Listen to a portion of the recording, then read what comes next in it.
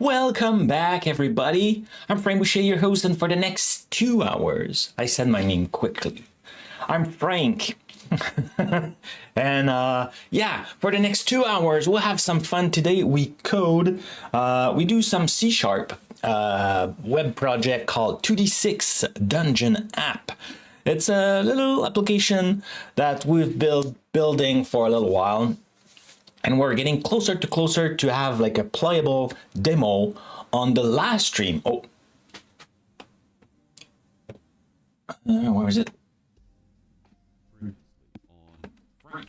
Yes, thanks, Jeff. Previously on the last stream, what we did is we did a quick run of the game and flag everything that was missing, mandatory, so we could play. So, we have a list. Whoops, we have a list here in the project. We created like a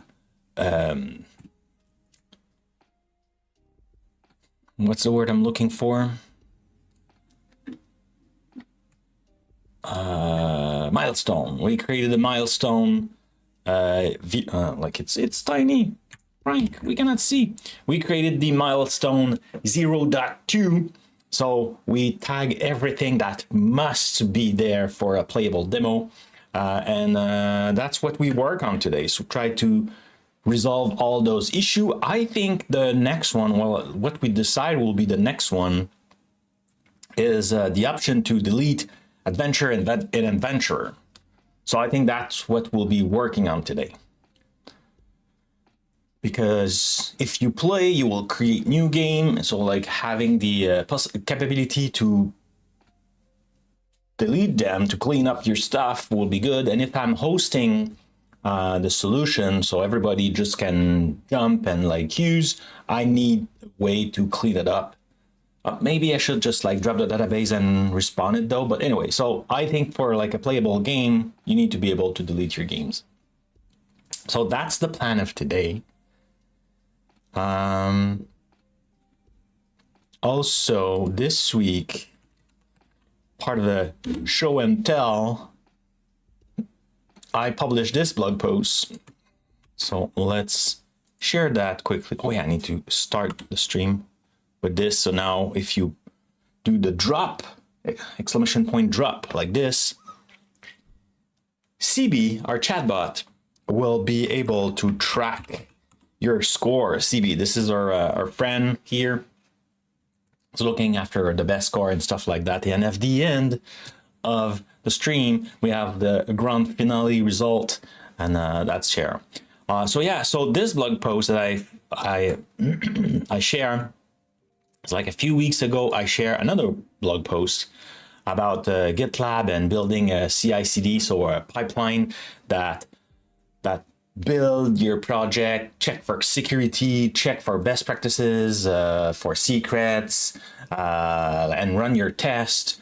And I did it for Aspire. I didn't see any template for Aspire, so I said, you know what, let's do it for Aspire. It's the same as a .NET, but just in case in the future, so that would be cool. But the problem was that the show didn't show up. It was like that in the template. You know, let me show you quickly the Aspire template. So it's on GitLab instead of GitHub. It's on GitLab, and so like that's the thing. And now it's fixed, as you can see here. As you can see here, it's fixed. Now we see coverage, but before it was like this. It was unknown. It was like it's there in the pipeline. It doesn't show any error. So what's not working? And I investigate that this week and found it, and I was very happy. So I said, you know what? I'm sure others will struggle with that. It's not complex, but you know, when you're, hey, it's supposed to be working and there's no error and stuff, but it's not working. So I decided, you know, let's do a quick post and share that. Turns out that the instruction, so in the pipeline, if we look, that's the job test. You know, if I resume that in like 30 seconds, in the job test, the coverage is like this. So coverage, and you have like a regex expression, and depending on your language and stuff, they in the GitLab documentation they suggest different regex. But doing so here, it output the result of the test, the coverage and stuff like that in an XML format, and that's cool. But this coverage expression is scanning the console output, so all the information being in the file was not scanned. Therefore, that's why coverage was not showing up anything. So what I did, you could use .NET tools and then like output, instead of like going in a file, output it in the console. But I was like, I don't want to install something else again on my build machine. I prefer just kind of like extracting the information, something a little bit more basic. I thought it was less invasive. Different solution for different stuff. So I run with the help of AI, obviously, because regex was like, let's do that. So pretty cool though. Like, we didn't use regex, we use grep since it's running on a build. The build machine is a Linux, so we're using grep and we extract the information, and we just then echo it. So that's why this is working.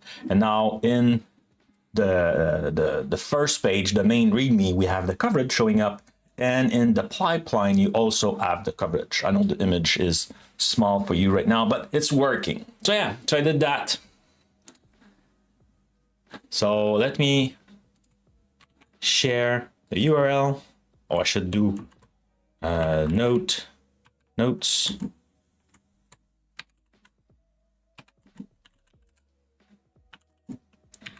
Voila, so it show up in the show notes, the stream notes. And if you're wondering, I think show notes, what are show notes? Well, if you go at Behind My Cloud, every show has its own kind of like blog post where you can find the video on YouTube, because yeah, I am also doing it on YouTube. I'm publishing over there. It's a little bit more quiet on YouTube. I think like the live stream happen more on Twitch, but they are there. And like we have like all the notes. Hey, SurlyDev is there, the game result, and a bunch of other information. How are you, my friend?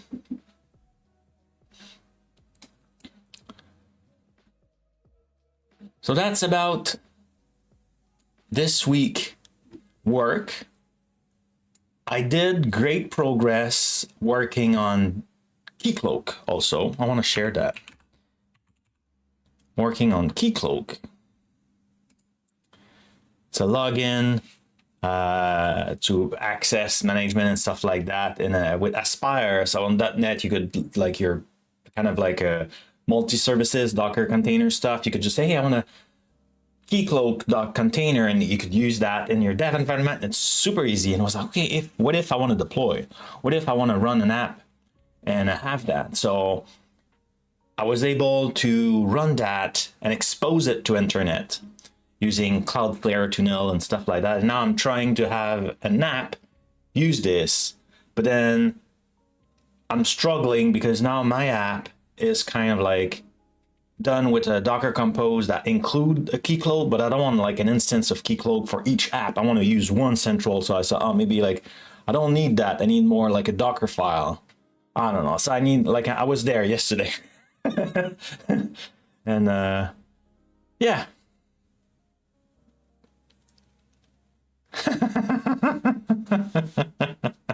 Yeah, well, like it's the stream 258, I think, today or something like that.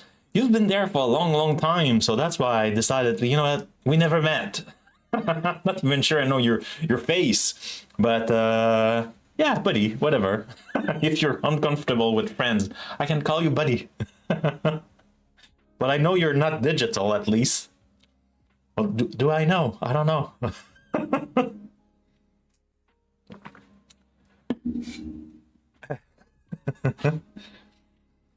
I've been in your mom's living room, remember? So yeah, so I'm looking forward to that, but right now I'm struggling with having another app deploy locally in a container, calling that to manage. But I'm learning a lot. It's just like it's very, very far from my comfort zone. I'm not good with networking, and yeah, that's hard.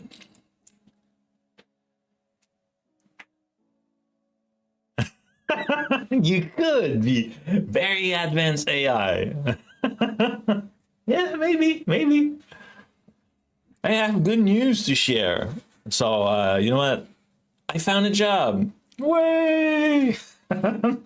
Starting next week. Very excited about it. It will be fun.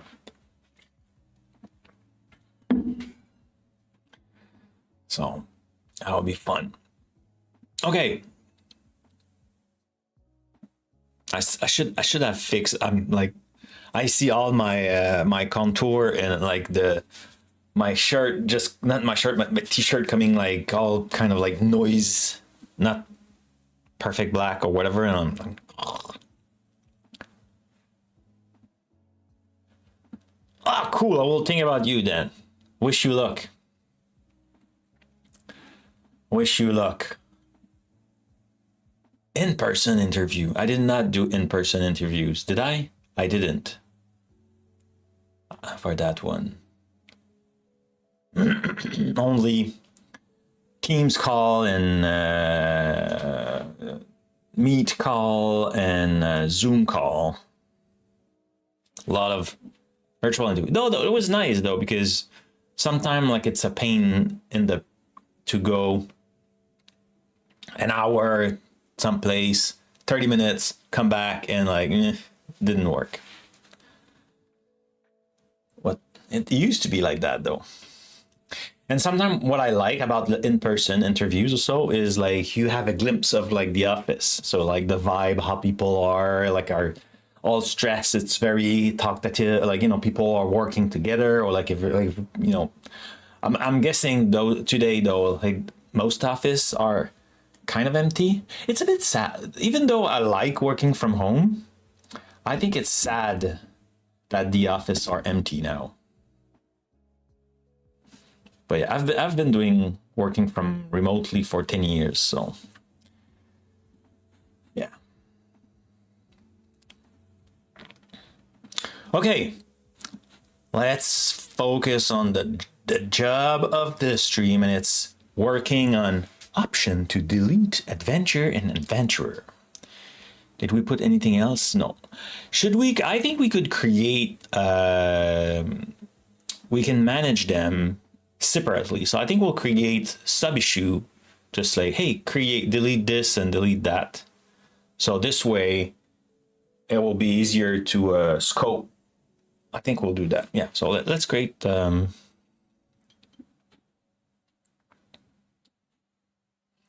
Let's do this, and let's create a sub issue.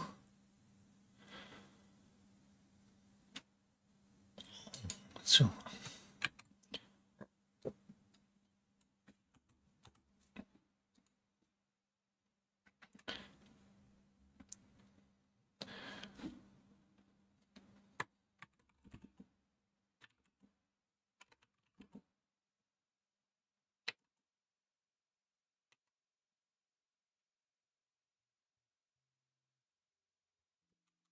And I'm wondering if we could have, because right now the name of the adventure is the name of the adventurer. So maybe we could have like a specific name, so you could reuse the same adventurer. It will make sense to reuse the same adventurer because maybe you're stuck in that one, or I don't know, like you're tired, you want to start from scratch just to show like someone else or something like that. Or maybe you're doing a game with your kids, so like you have different game, but like you're reusing the same character. I don't know.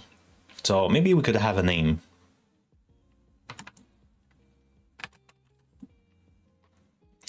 Editable name. Editable name.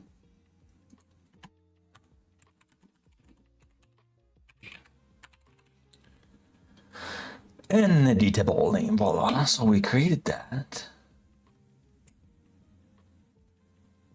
Cool. And let's create another. And now it's delete adventure.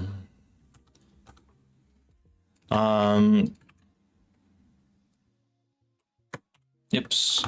Do we want?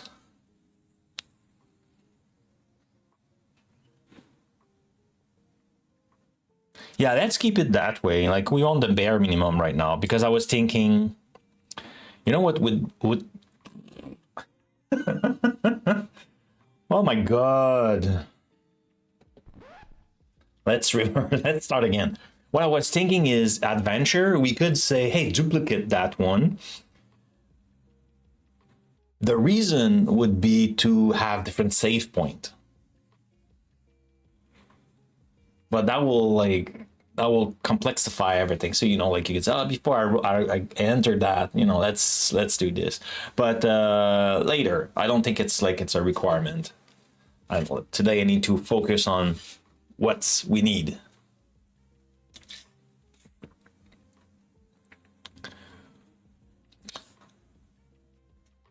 Will you still be doing your weekly cloud session? I think so.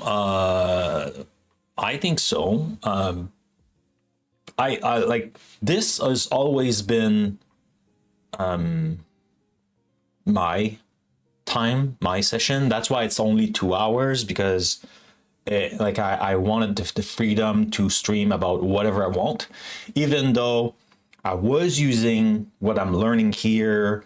Or well, definitely using what I'm learning here, because even if we build a game, we build like we want authentication, we read a database, we deploy, we're like, you know, walking the talk. I was reusing that. So, but that's why it's only 2 hours because it was in the business hour.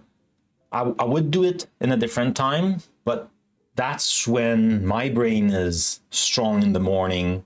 If I try to stream later in the day, I said it multiple times, right, on the streams. Oh yeah, maybe I will do another one later in the day.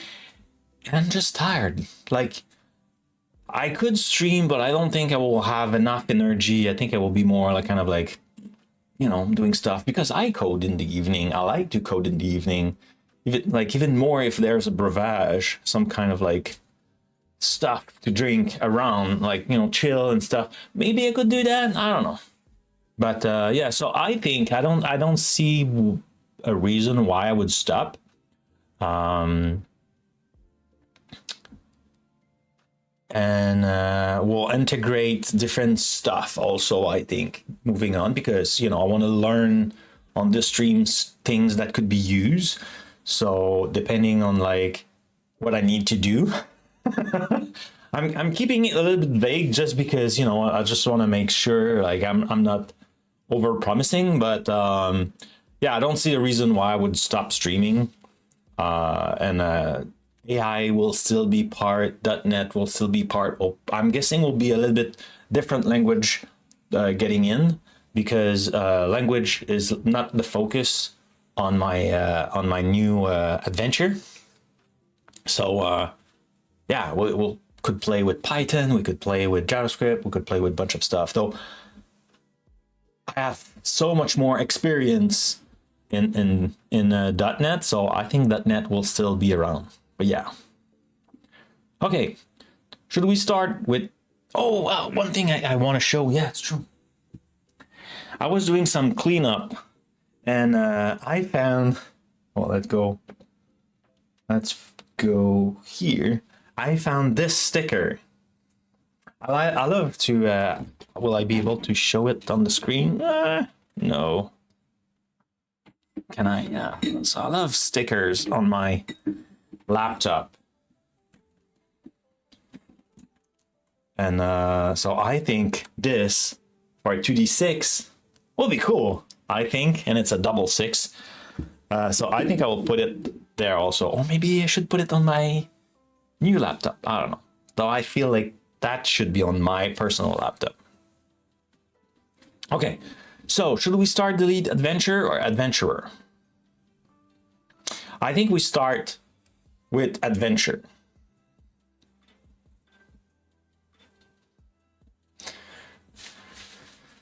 Because I think when we will try to delete an adventurer, we'll have to check if it's not used in an adventure. So like, you know, it will be a little bit more complex. So I think we start by adventure. No, we start by, yeah, we start by adventure. If you do an adventure, it's fine if the adventurer is still still exists.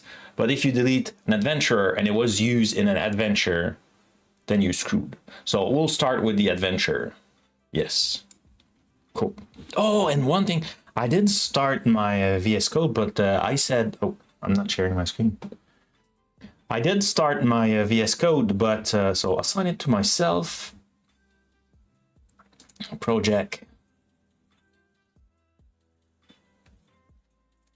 This. We're definitely starting it.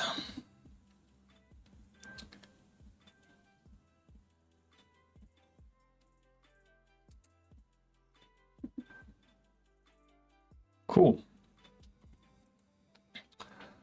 Yeah, I want to create a branch.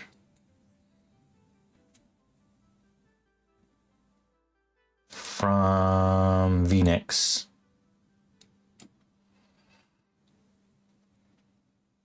Cool. And I did start VS Code, but, oh, there's a new version of VS Code.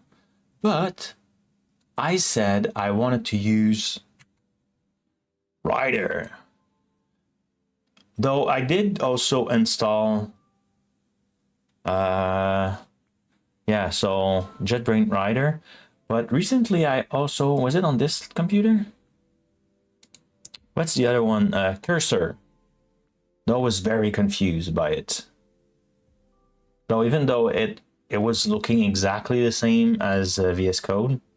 Oh yeah, it's true. I don't have like a thing. It's just like you're running the command and it pops on Linux. That was weird. Anyway, let's go with JetBrains. I want to explore JetBrains. I see all the time TBD using it, and I think it would be cool to use that. So let's open 2D6. So this is Notebook. Trying to understand. I think it's cool, that logo. So here it's NB for Notebook. Here it's My Note, just an M. So here it's 2A. So 2, and I'm guessing the app. Okay. AU, SD. That's cool.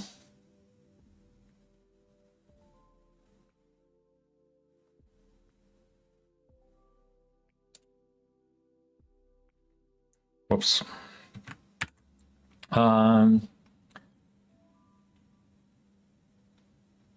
I'm guessing that's what it is.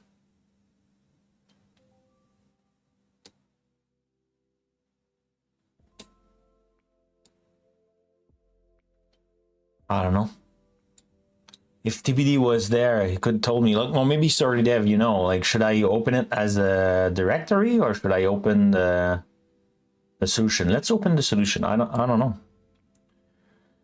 Do you trust? Yeah, I trust. And already there's like a bunch of stuff happening. Can I make it a little bit bigger?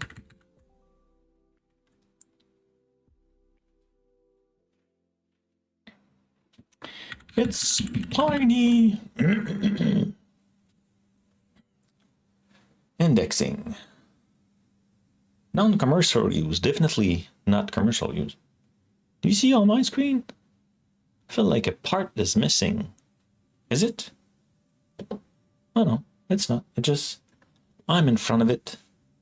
Wait a second. This? We see some blue just here, right? But when we go there, we don't see. So like there's something wrong with that. That visual. Interesting.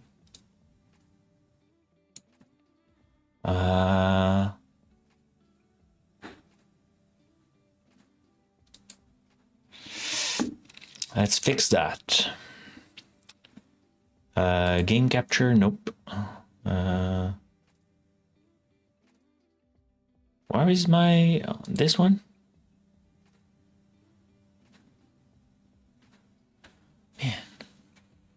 Video capture? Yeah, that's video capture. Why don't you show me what it is?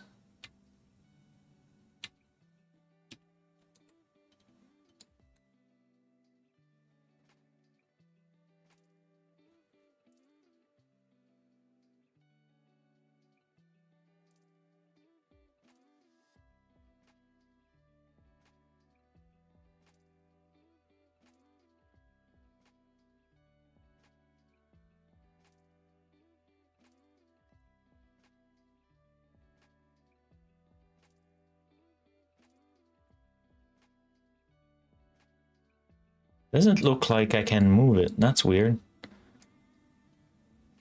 So that's the cloud. I don't know what this is. This is not what I want. Man, I can... Oh, was it locked? Now I need to move down. Okay. Man, so many windows. Okay, I want to move this down. Okay, so let's... Oh, man. Okay, let's lock CB. Let's lock this. What is this? We don't know what it is. What's that one? A parachute game? Let's fix parachute game. Now what's that? Monitor? Let's fix that. Moving cloud. I wanted them to move. Man. Oh. Oh, it's too big. That's why. There it is. Man, that was complicated. Okay, so now here we see it, and here we see it. Okay, cool. All that for that. I don't want to hide anything. So now that it's all loaded, tell me more about your experience. Well, let me try it first. Can I make it bigger?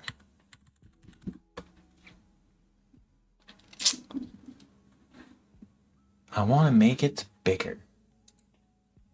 Update 3 updates. No, update 3 plugins. Sure. Aspire, Rider, Unreal. I don't think I need to do Unreal yet. But Azure Toolkit, Rider, and .NET Aspire, we want that. So update that, please. Meanwhile, we need to find a way to make everything bigger. Problem.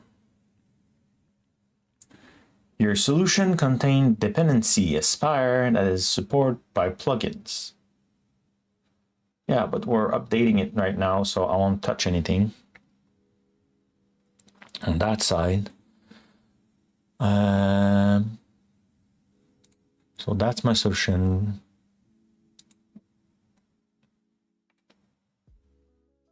Oh, view. What?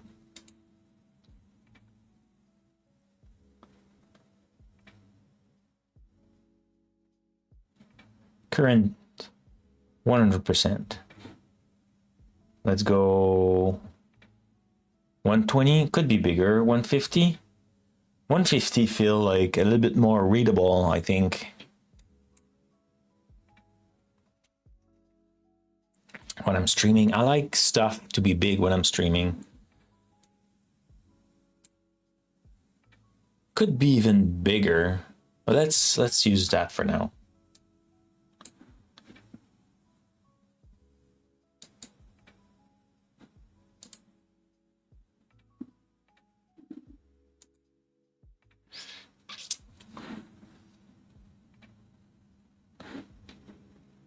Did the update or your solution contain JetBrains Rider plugin updates?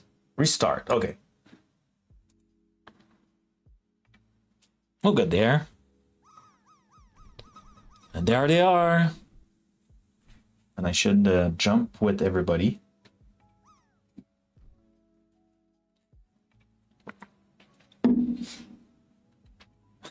It's like everybody's lending. And I did too. Wonderful. Congrats to Copperbird, Lurky Dev, Sardy Dev, Code by Mistake, the Cryptographer, and myself, F. Bucheros. And I have the best score. No, it's not true. Sardy Dev, you have the best score. 89. 89. Okay, so let's reopen. Interesting. So now it's this. The solution. Okay.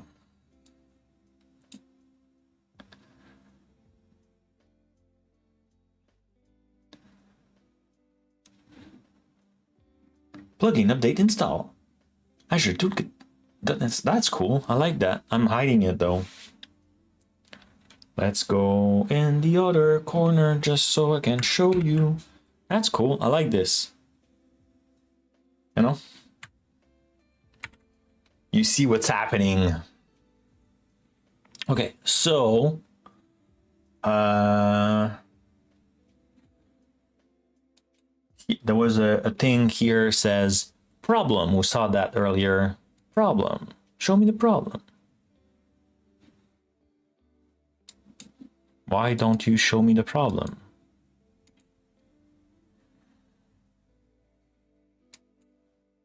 There's errors. Expected.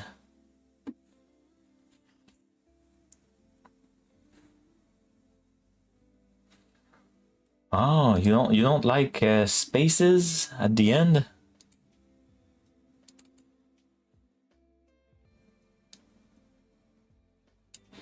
Okay, go away. Go away, notification. What's that? AI chat. Ah, I have AI chat. Oh yeah, I shouldn't. Oh, but that's the JetBrains AI. Oh, I didn't know that. Database. Connect to a database. Yeah, but my database are not running. So that's for closing the application. What's that? Update. No, yeah, I don't need that right now. Okay. What's that thing? Build the old solution. I could do that. Yeah, so here, so it doesn't like the space. Interesting.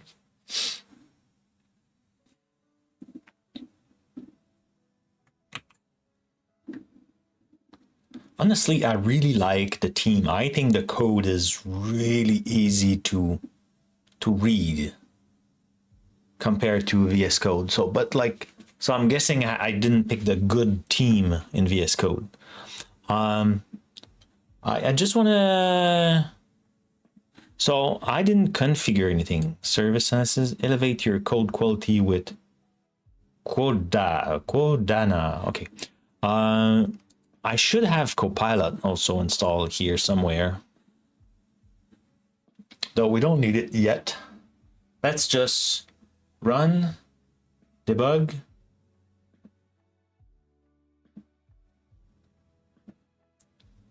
Let's do debug, see how it's working.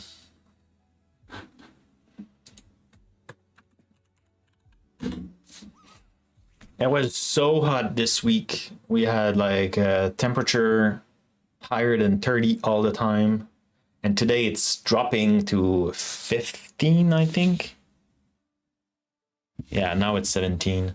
So I think after this stream, I will go work around the house a little bit because all week long I was like, I don't want to do that in 30s. Like I did try and I was like so wet. It was kind of like dripping. Cool. So we have the solution that started. And I would like to have it in the same.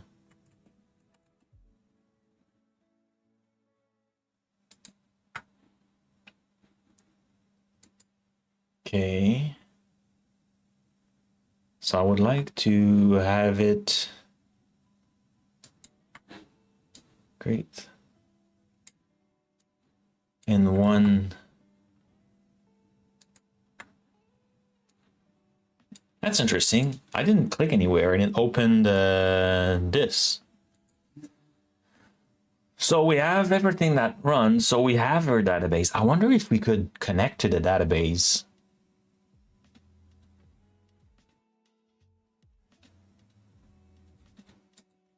And one thing I want to do, I know usually I'm going dark, but let's go light. I prefer the look of this app in light mode. Okay, cool.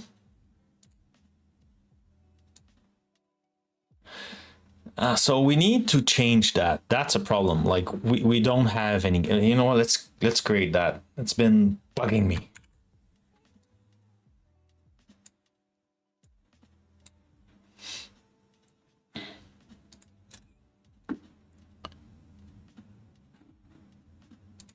Let's create a new issue.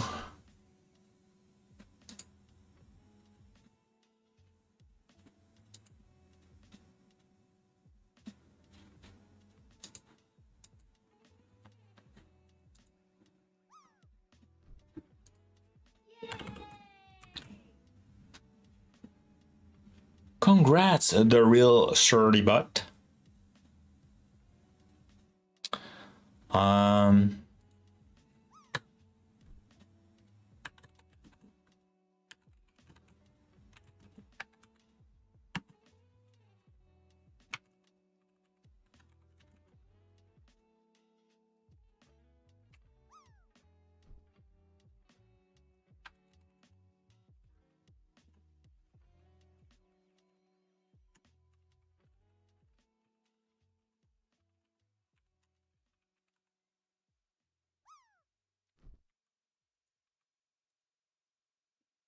Like load adventure shouldn't be there, right? So we can have a look at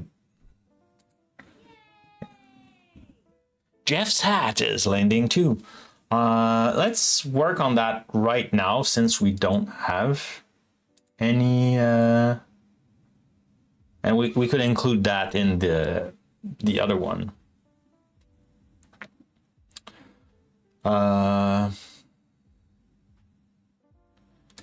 Create status. It will be in progress. We're doing it right now.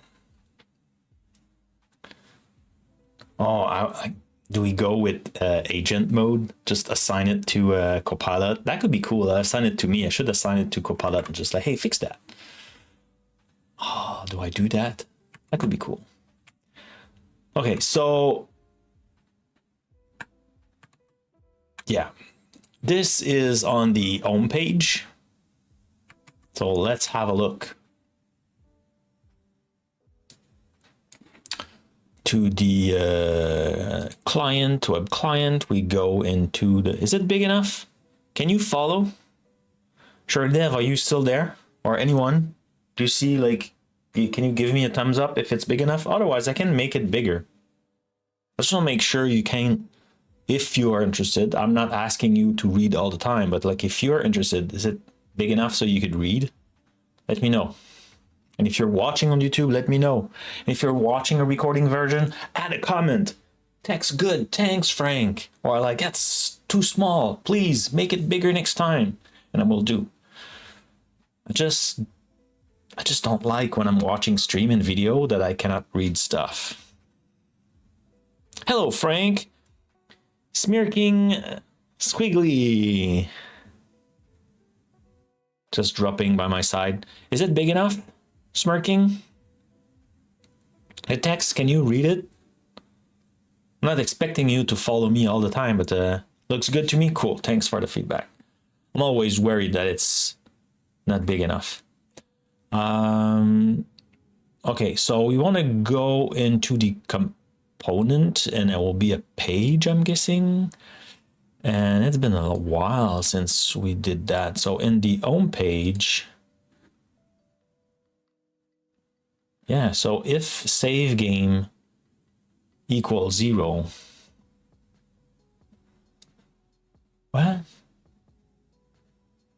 Oh, I'm guessing. Well, yeah, but save game.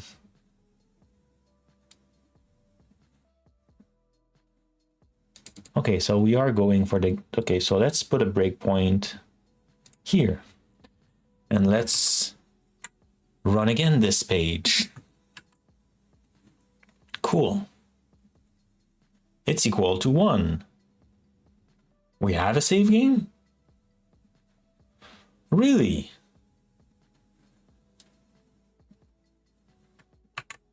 Interesting.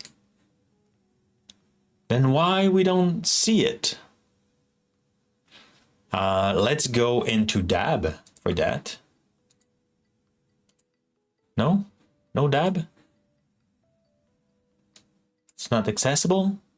Guilty. Oh, I'm not exposing it? Oh, I'm not exposing it anymore. I uncommented this. So I just see that now. Oh, no, it's true. So I need to do that and then slash swagger. Yeah. I was like, no, I think I kept it. So we want adventure and we want the list of adventure. So I'm guessing this one. And we'll just try it. Right? Execute. So there's nothing. Oh, it catch this as a thing. So we're not looking. What's tab? API. Yeah, data API builder. It's the tab. Do you know this project, Squiggly? Smirking Squiggly. I don't know. Like I will alternate between the two. I'm struggling to say smirking. No, I haven't done anything with it. But do you know the project? I love that project. Smirky is fine. Smirk is fine. I wrote the in the Aspire community framework. I work the DAB component. That's how I like, not alone with someone, but yeah, I wrote it. That was cool.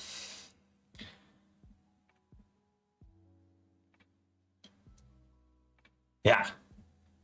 Yeah, and we also did an episode about it on the on .NET Live. So yeah, I really like it. It built an API, so like, you know, we have a database in this project and didn't want to build an API, a CRUD API, so I just put that and just kind of scaffold the full API for us. And I'm using REST API here, but you could also have the, though I don't think I'm generating it, but you could also have the GraphQL if you want to make more complex queries. No, it's not low code, it's just a component. So the way it works is, let me show you in the code then. So the way it works is, oh, we don't see it. So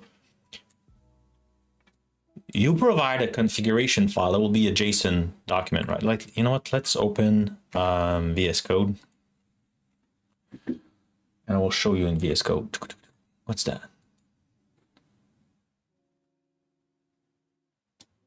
Don't save. Close it. Close that. Open 2D6 Dungeon app. I will show you quickly. Whoa, that was a little bit too big. Okay. 2D6 Dungeon app. Let's close this. Let's close that. Let's close this. So the way it works is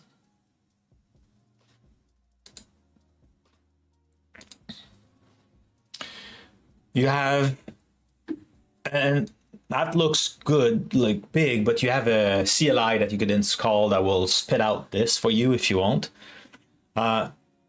You create a JSON document that lists your entities and you say, okay, in my database, it's the object room, it's a table, it could be a store procedure also for some databases, and say, okay, like, so in REST, I wanted to enable it, in GraphQL, I want to enable it, in Graph, you need to specify the singular plural because Graph, you do that. You could specify specific permission if you want. Like you could go with a lot of granularity, but you could go very basic, and like you could with the CLI just say, hey, add that entity, and it just kind of like do it for you. And I'm guessing with the AI, I know I spoke with the PMs before leaving Microsoft, and like they're working on stuff that will make generating that much easier. So what you do then is you just do dab start and put that file, and it will create for you a full minimal API and run it. So it doesn't like generate code for you, it provide an API. That's pretty cool. And in Aspire, what you do is when you log, and that's like, I just wanted to show you the JSON document. So like, that's the only thing you need, that JSON document. And in Aspire, what you do is in your app host, come on, okay, double click to open a file. Okay, in app host, what you do is here, you say, hey, add a data API builder, you give it a name, so I call it DAB, and you pass that configuration file, and that's it. And then like reference to the database, so like the connection string is passed, because otherwise, like you need to specify that connection string in the JSON document I was showing you in the VS Code. By doing so, Aspire will take care of it for you. It just like pass it, and that's it. It will create a full API, a REST, a GraphQL, both if you want, only one if you want, with all the permission that you specify in the JSON document, and voila, you have a full CRUD. You could even have multiple database in it, like you have like tons of features. It's pretty cool, and it's fully open source. Hey, McNet, hello. You like my t-shirt? Even though it's like my chroma key is not great today. Like last time, I completely forgot to fix it. So it's not low code, like, you know, you're not coding a lot, but at the same time it is low code because you're not coding the API.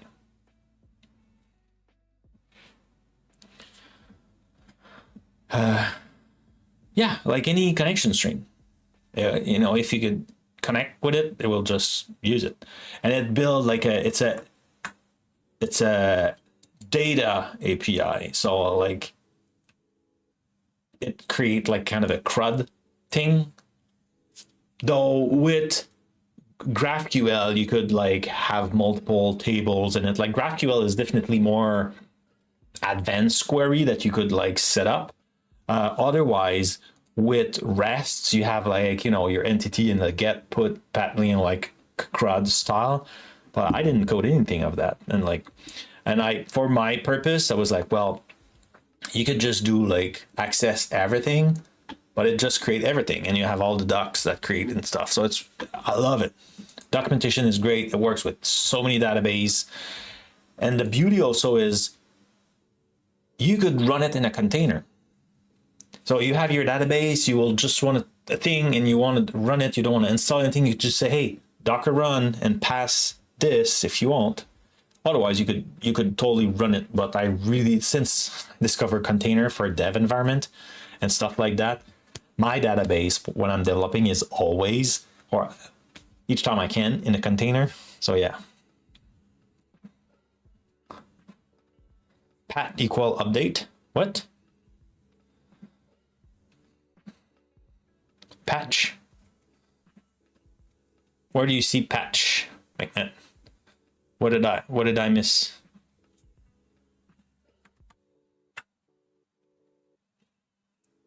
patch equal update.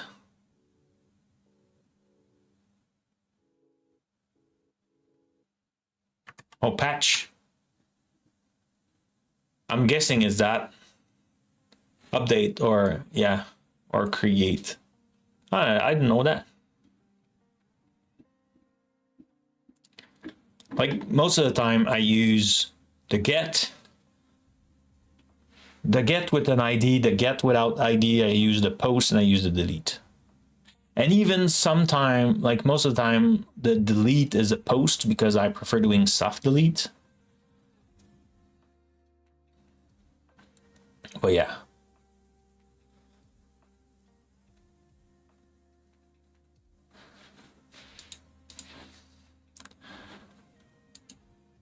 Okay, so we saw that our problem right now is this is save game, but it's not looking for the good stuff. So let's stop it. Oh, I could have stopped just, well, stop all for now. So this here, oh.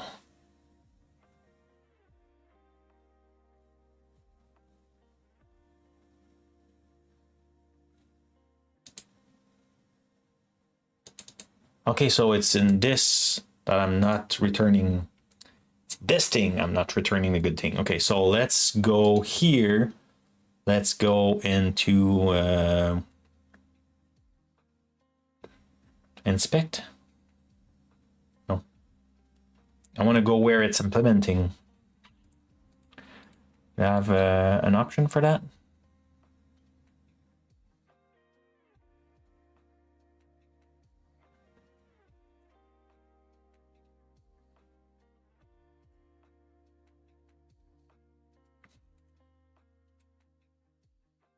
Cool.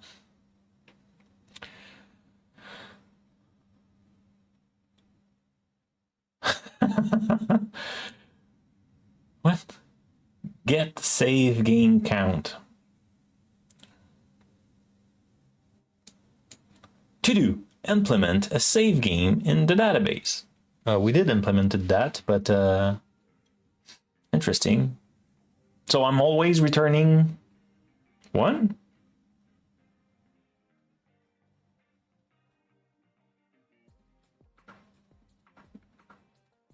No, from result, but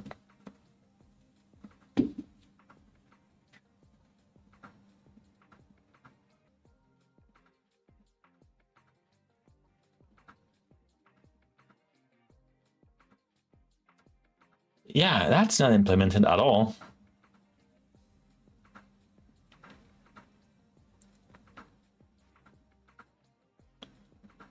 That's not implemented at all. That's why it's always there. Oops. Okay, so let's do this and we'll do then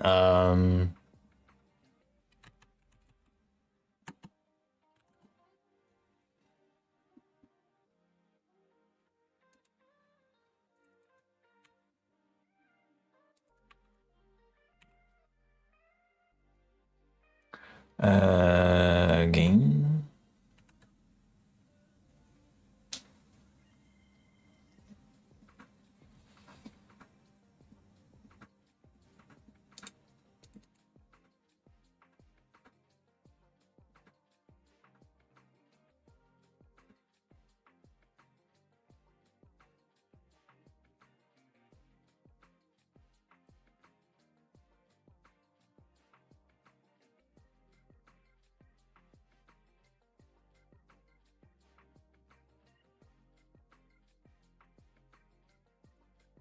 In fact, I could just execute this.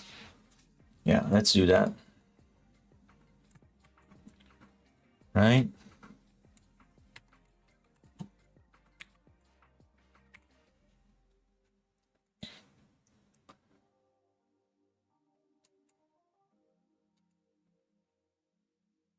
Well, that's cool. It gives me the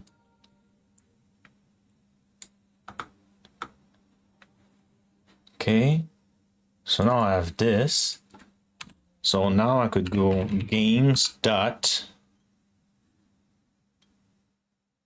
value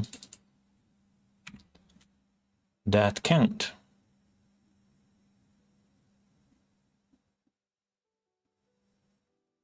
No? Count. Yeah, it's there.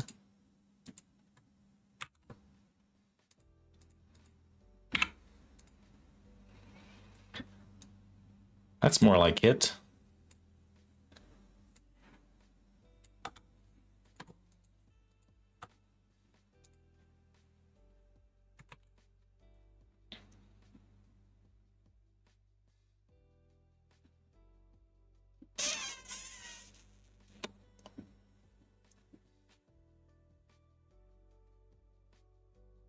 That's more like it. Okay. What? Rider, detect the naming convention and open solution and update setting accordingly. Click configure. What?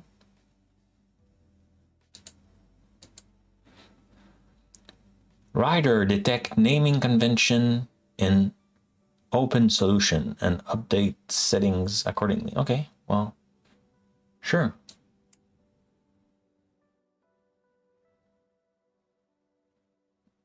Oh, that's cool.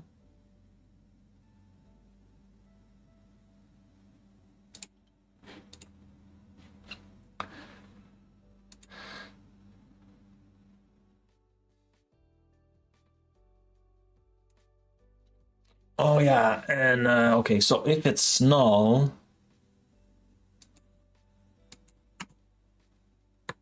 can I do this? How do you do why am like return this or 0?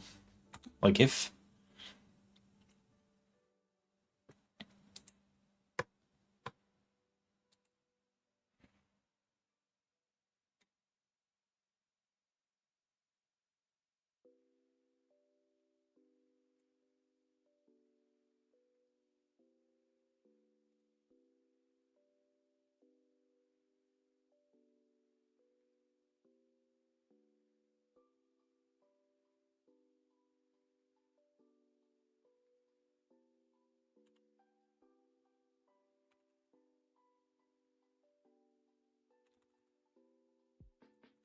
oops. Where is my Copilot? I struggle with it. Like I thought I had Copilot. Don't I have Copilot in there?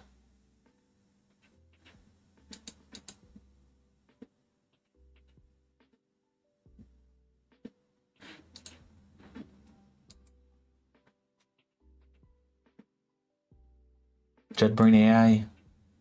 Yeah, well, I don't want JetBrains AI because I need to pay for it and I'm already paying for the other one. How do you add Copilot into JetBrains? I know it's possible. I'm pretty sure. Oh, I did it, but it was in the previous install. I reinstalled my computer since then. I do that all the time, but usually it's like here, have like exclamation point and you put the other one. Oh, okay.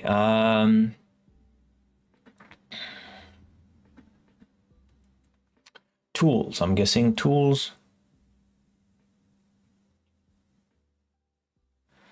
Where do you see plugins? Where do you add plugins? I could Google it. Azure, so like I see my already existing plugin, but how can I add more? Localization architecture. Oh, start H. Wait, what? So I could work remotely? Oh, I will have to check that.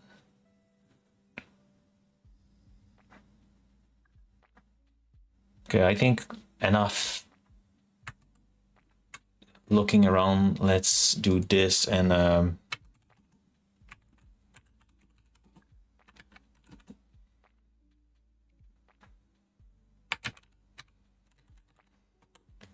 Rider. Not into JetBrains, into Rider.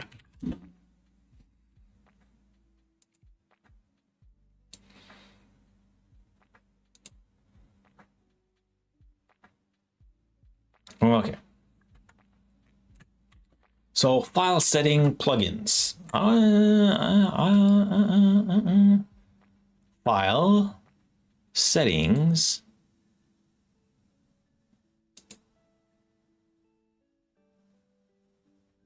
Plugins. There it is.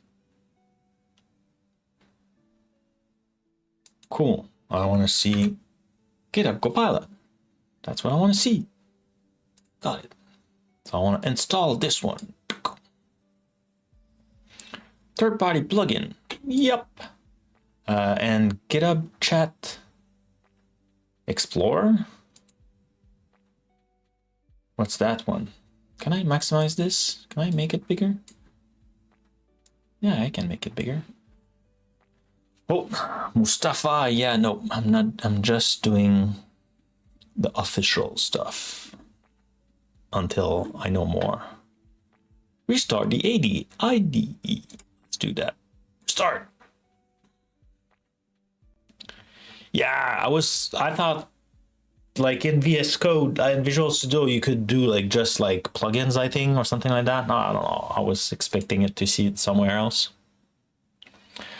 I use it once. At some point, I was like VS Code was crashing all the time in a very complex, specific containers environment and Linux and stuff like that. And I was like, I need to progress. So, and JetBrains, I think the week before was like, hey, we're free now for like no commercial use. And I was like, oh, you know what? Let's do it. So I did that. Let's switch to secret. So I could sign in.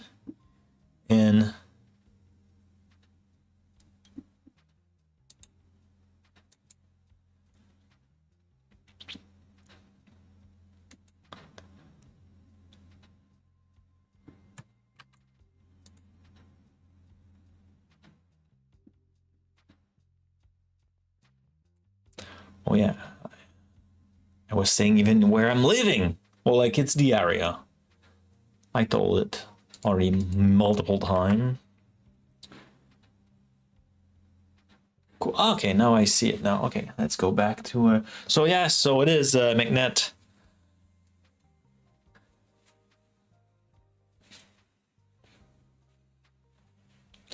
Oh, like a 1-year license of JetBrains.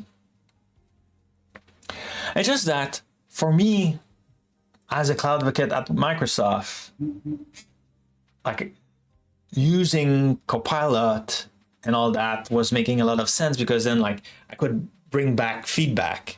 So that's why I was kind of like not ignoring, but like, you know, I could hit 2 targets when having fun coding and doing it in VS Code. That's why I was doing it this way.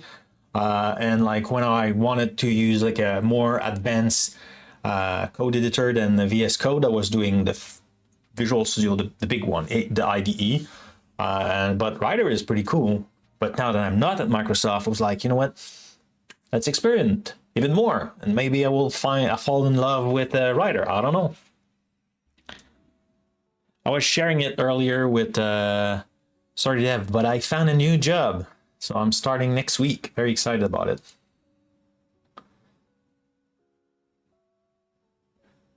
Cool. Okay, so yes. This.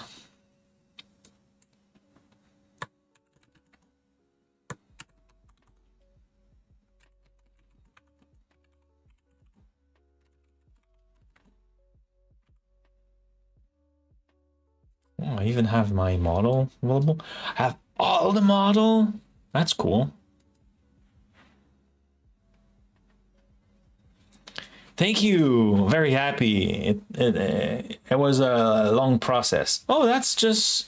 Oh yeah, okay. Because you say yeah, failed, and okay. Well, that's what I had in mind. Well, do it. Why are you not doing it?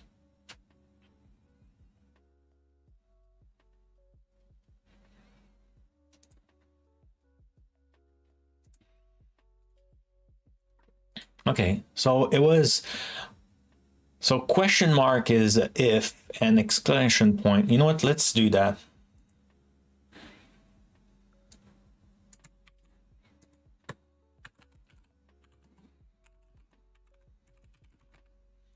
I'm having fun here, by the way.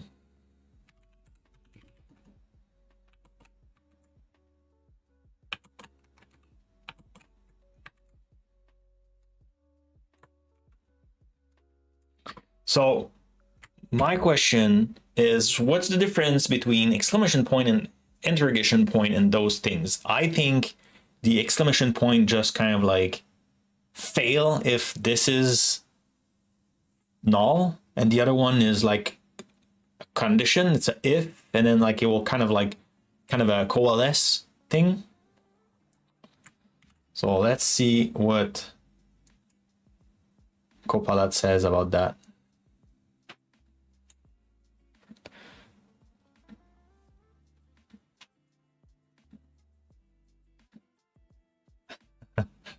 So I will be a developer advocate, and it will be on a company called Reka AI.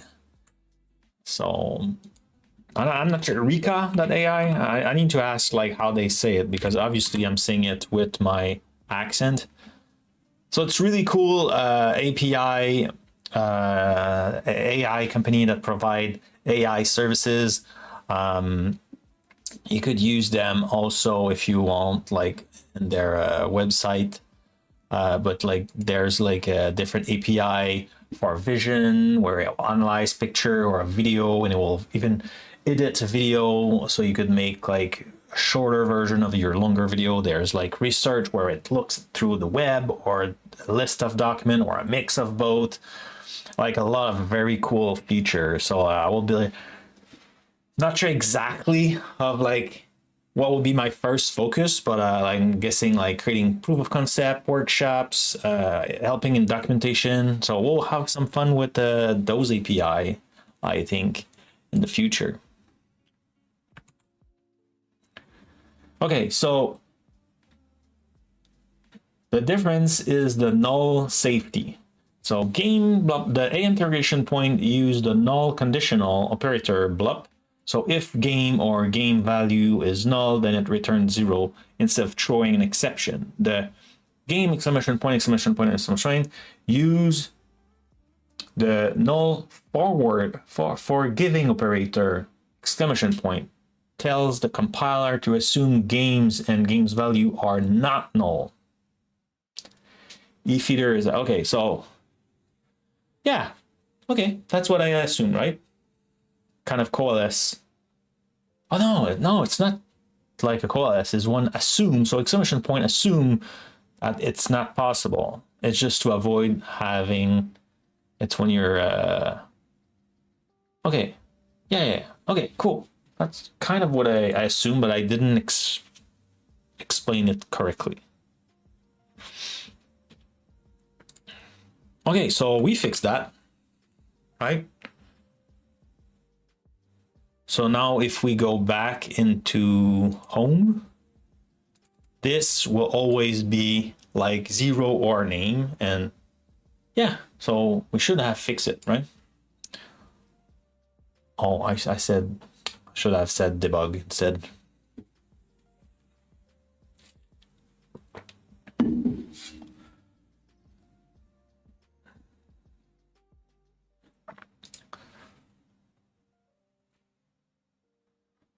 Ah, now it's working. Cool. So let's create Kevin B. Let's go longsword. Those two first. This and this. Save the adventurer. Use Kevin. Boom.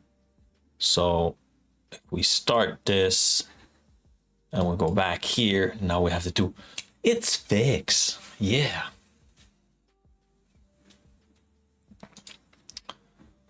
It's a fix.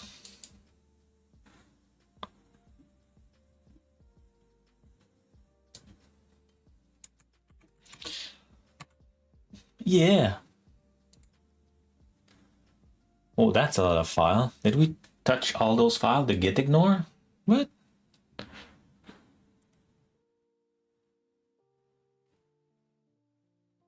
Oh, it's writing Rider stuff? Okay.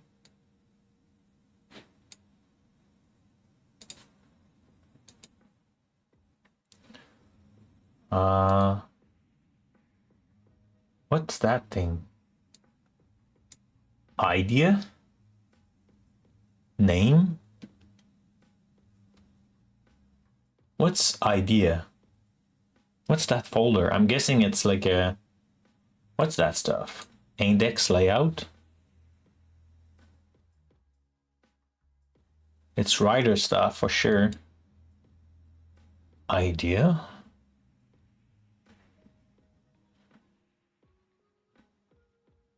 Do I want to checking that? Maybe if I push that first, it won't take... Yeah.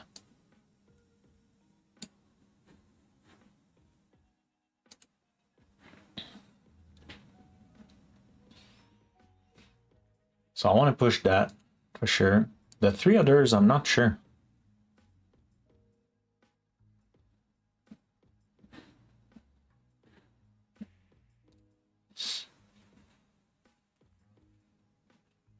Anyone know about the .idea folder? Here? That folder?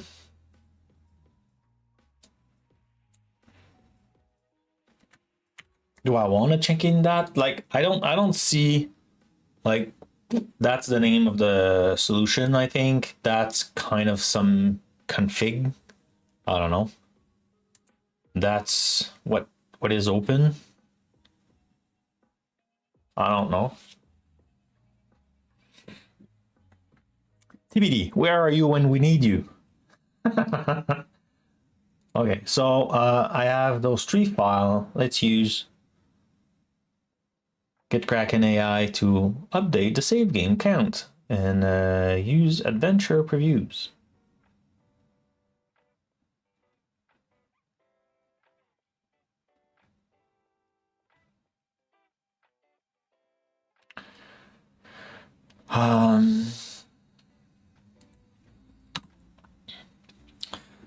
Let's do something like this. Fixes, and it was 119. Yes. Boom. Oh, I didn't create a branch. Damn it. Well.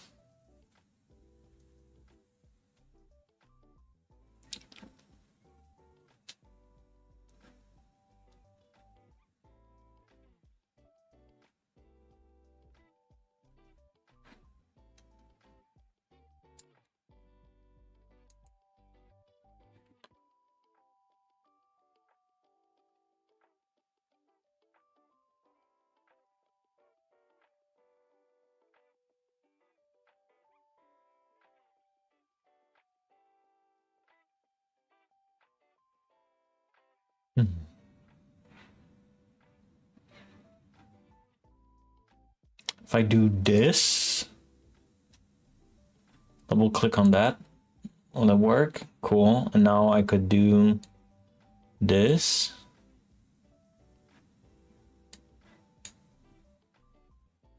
Cool. So now I could push that.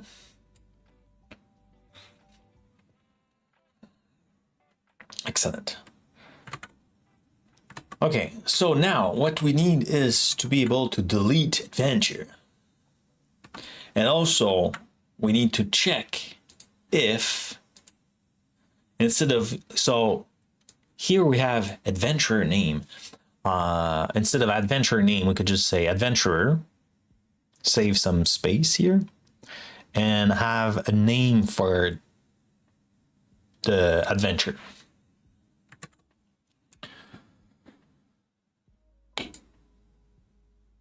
So deleting, we could just add a little button here that with like a little trash can that deletes it. I think we could put the trash can at the end. And why they are not matching? Do you see that? Let's, like, the save date finish here, right? But then, like, they don't align. So let's also fix that. So I'm guessing that will be in the adventure picker or something like that. I think that was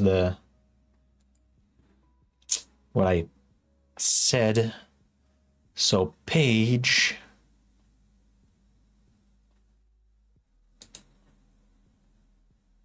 the adventure.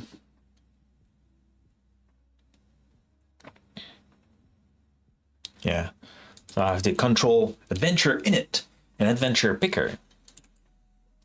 And if we go see, because I don't think our data, and if we go into the, not this, into the service, into the domain, if we go see the adventure,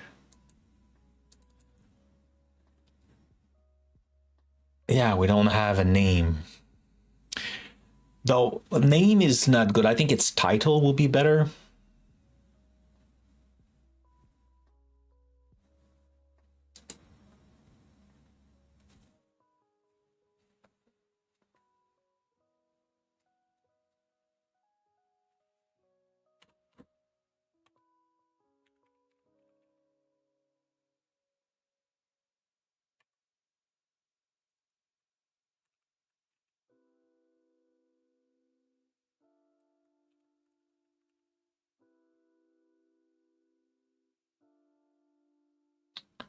You know what? Let's put save game 1. And not save game. How do we call? Do we put string tree? Or do we put like a default name?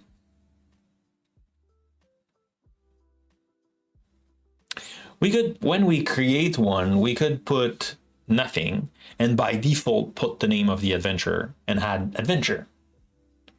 That would be a little bit cheesy, but that will work, right? Yeah, let's do that. So now it will be string empty.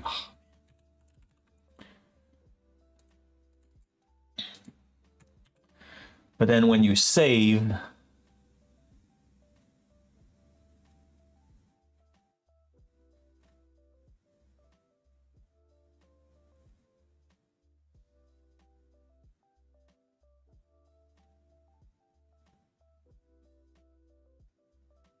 database decode. When you save, oh, what? I'm not saving adventure in adventure. Oh, I'm guessing it's in adventure preview.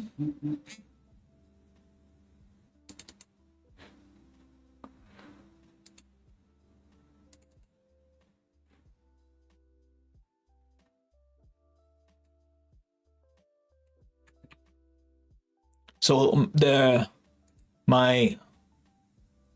what? Oh yeah. My super naming convention here was that preview, in fact, is a little bit more like DTO.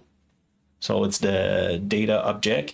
And the way I worked was the preview has only a few properties and then have like a serialized object. So like all the other properties will be squished in that thing.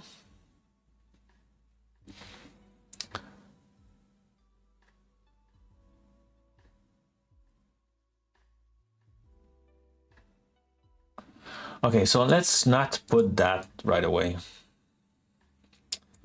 Yeah, because I will complexify stuff for now. Let's just do a pure delete for now. And we'll add it, because I think we'll have to do it here, and I'm guessing we'll have to adapt my database. And then I will have to do a few things. So it's not exactly a delete. So, and I see the time is flying and I would really like to have a delete. So let's instead focus on that. So let's go into the component. It's not a page. It'll be a share component and it will be the adventure picker.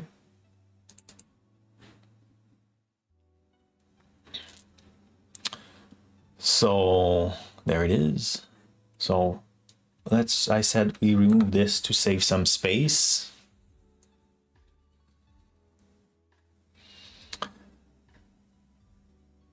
And we'll have the button. So we add, we had, oh man, I don't remember. We had, it's not property, it's a template column.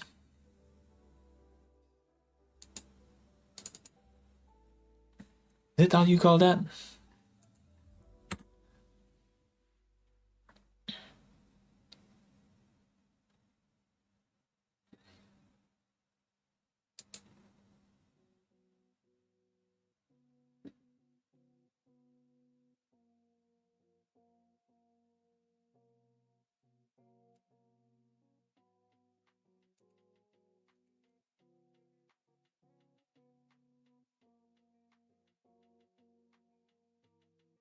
I'm just looking for like another place where I did put those.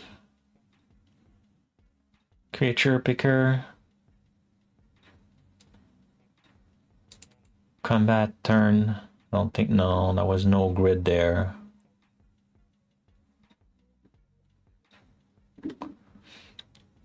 Did we do one in the dialogue? Don't think so. Oh, I think it was in my other project that I use a lot of that.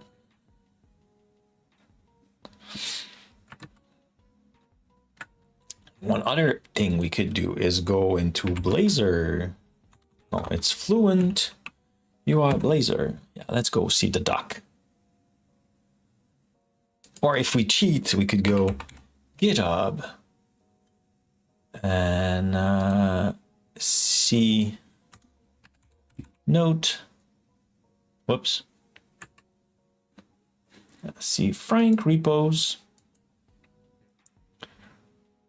And go for node bookmark. Let's go see. I'm doing a bunch of stuff at the same time. Sorry. Overview. Boom.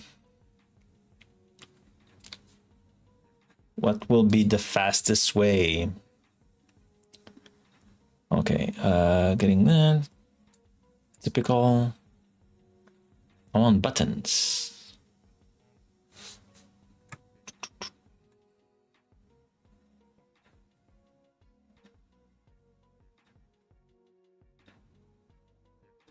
I think it's template column, yeah. You just go template columns like this. So here, well, it's so tiny. I think that's a project we'll be working on. Why this is not visible? Oh, maybe because it's private. Oh, I need to fix that.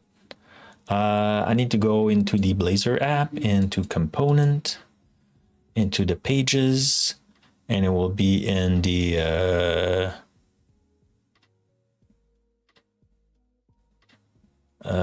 into the posts. And here I have my Fluent data grid, and I'm using, again, here we see that. That's exactly what I want. And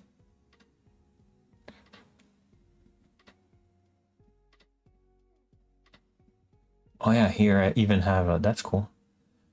In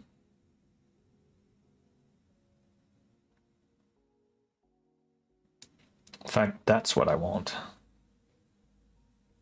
Yeah, it's exactly what I want. Perfect. So I need to go back into my, let's clean up table view. Nope. The adventurer picker.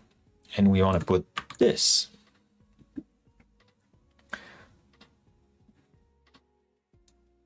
And on the click of the button, we delete the adventure.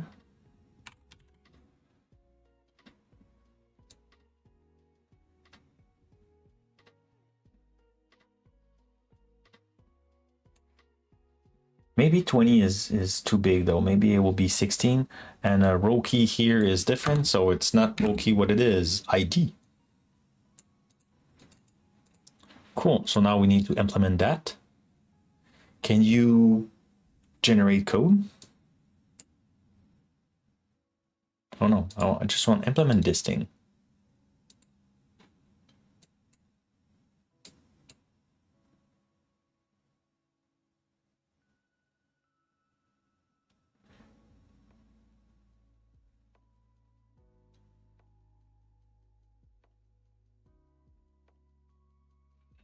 Is it intention setting? Well, okay, like create the method delete adventure.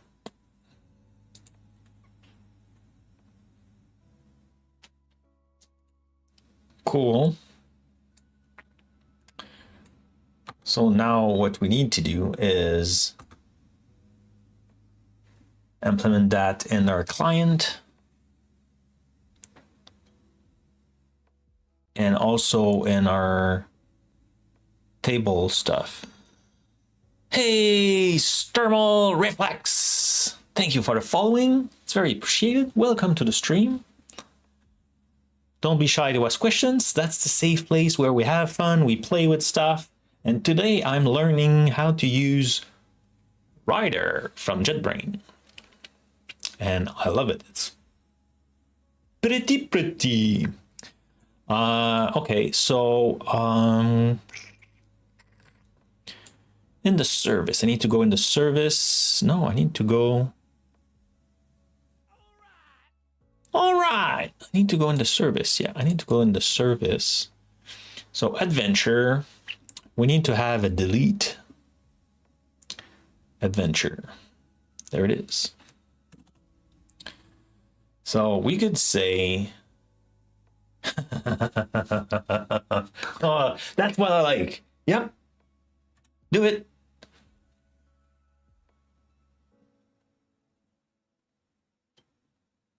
That's wonderful.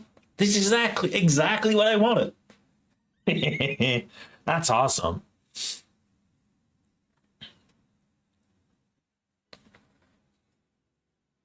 So response is calling our function, passing a delete async. So in this case, I don't think I want to do soft delete, though, even though it's an adventure, but we said minimal stuff. So it's a hard delete async, and it's calling API adventure ID, pass the ID. And when it does that, and it returns the success code. That's marvelous. That's what we wanted. So now if we look into our interface, the interface should say, oh, it's not working, there's something missing. So now we could add our missing stuff just like this. Voila.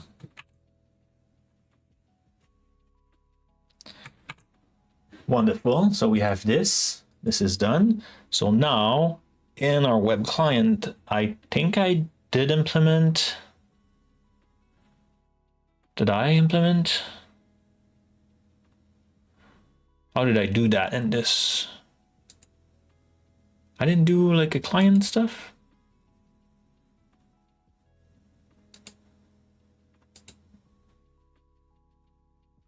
Interesting.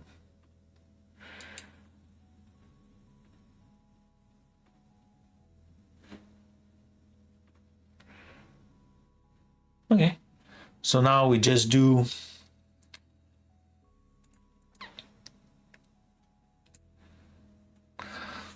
we could have a pop-up say, are you sure you want to delete that? Like there's a pop-up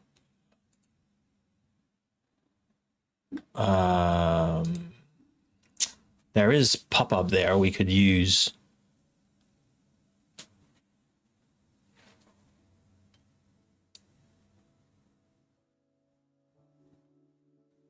Kind of just to validate. Are you sure you want to delete that? And then like we do it. What do you think?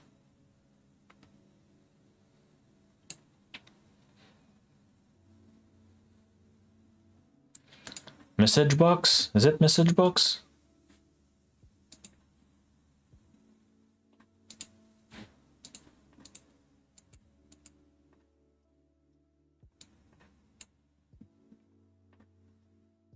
But message box, there's no, so is it a dialogue?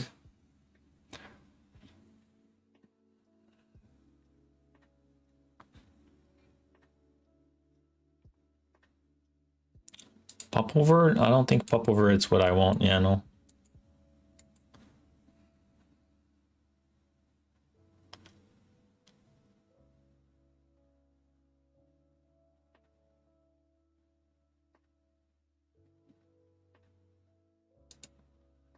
Dialogue? I feel like, well, we use dialogue for so much stuff.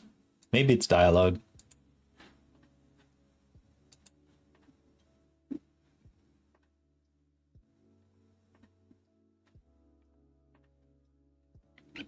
Or maybe we don't for now. Maybe we don't for now. We said minimal, like I shouldn't add too much stuff. So yeah, no, so now it's await. Code suggestions. Yeah. And put that var result. Well, it's a Boolean, right? So we could say, it's a Boolean. How is it? I deleted, I closed the... Yeah, it's a Boolean. So we could say bool result like this. And now we could do a toast.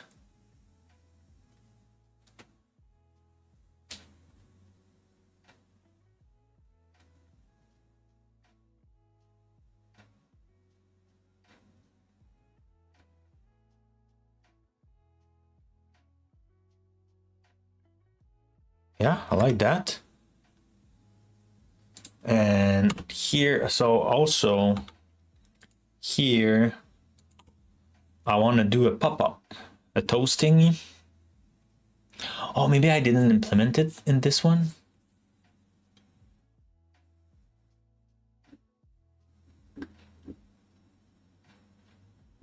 Did I implement it? I don't think I did. Yeah, I don't think I did. Okay, so we'll keep it that way. Whoops.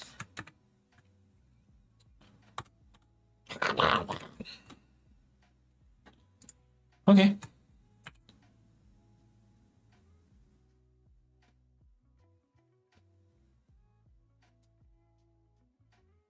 What? Oh, no, it's just a task.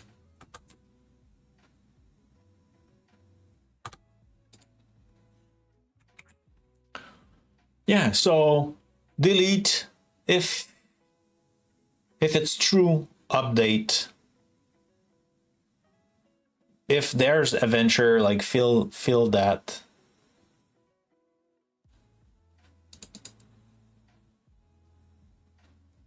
Though otherwise, adventure preview should be turned null, I'm guessing. Because if the delete fail,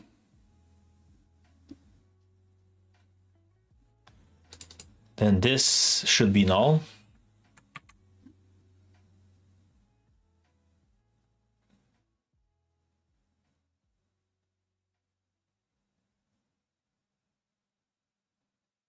Yeah, what if I do this?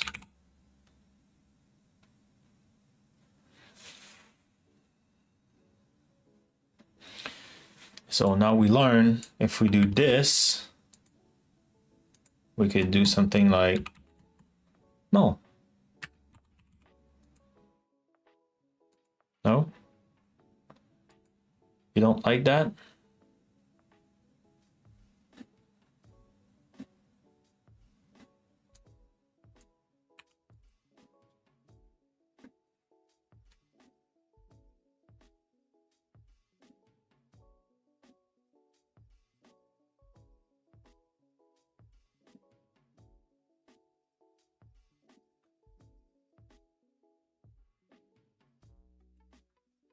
Need to put like this.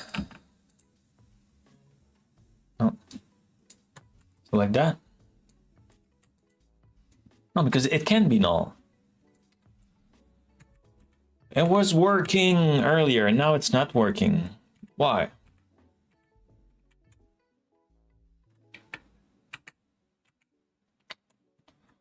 Okay, damn it. So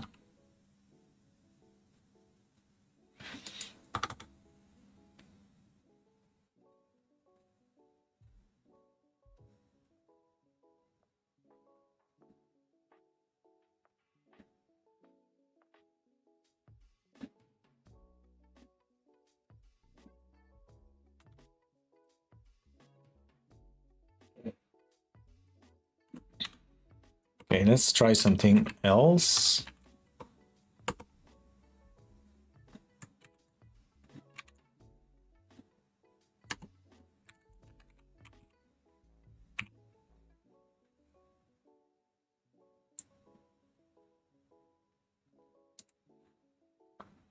Okay, and now do I have, can I say simplify?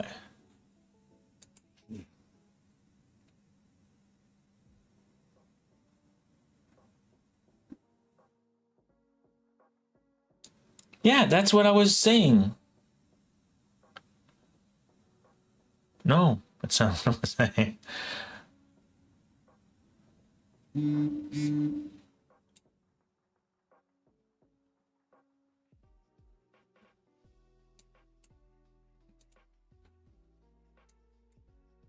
Will that do the same thing?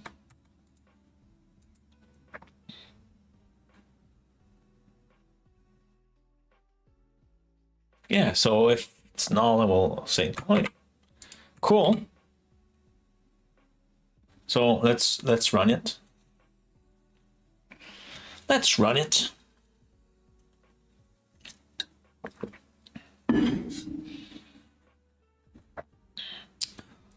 Let's run it. It's been a while since we tried to land. Oh, it's looking good. If no digital friends push me, yeah.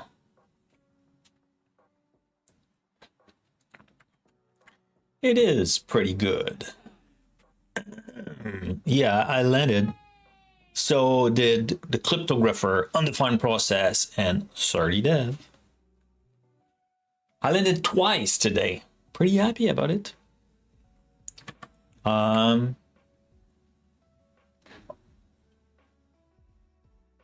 there's errors.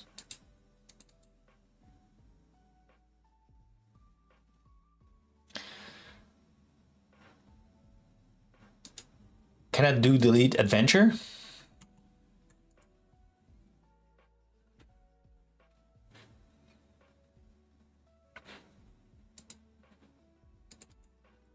Oh, it's adventure delete. Yeah, I know. I put it the other way around. That's weird that Copilot then wrote that because it knew the other one. That's weird. Oh, it's because here I'm calling it this delete adventure. Now it's adventure delete.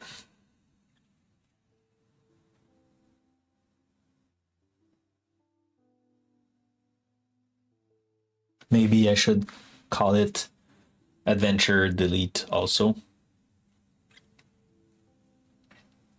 For consistency. After running that test, we'll try to do that.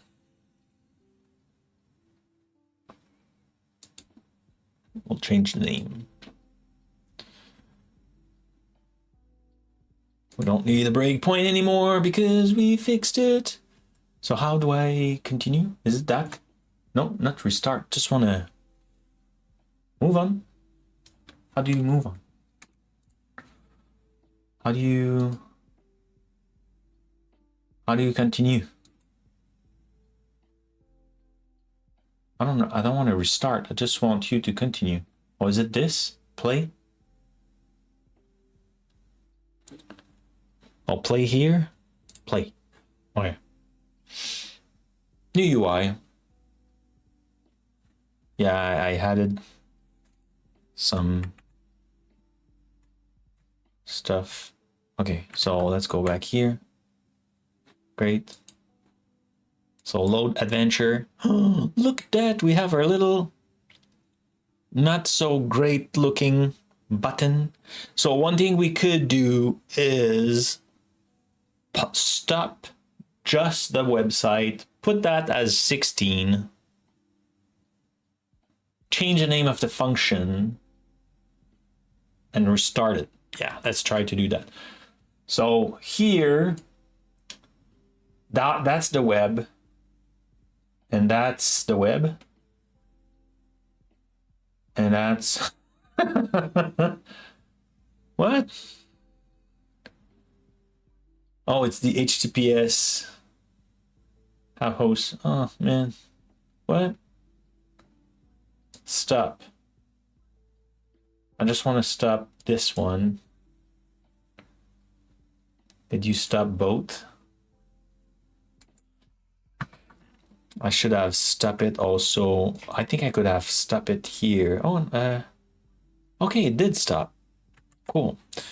So now what we can do is go back in the adventurer picker. Voila. Here, change the size of the delete for 16. Voila. And I think we could also change this for adventure delete.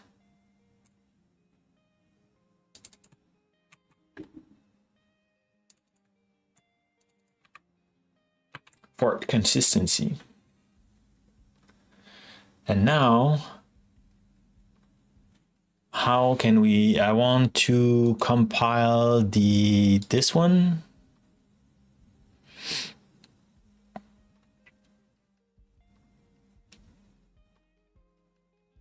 I want to compile, build select the project.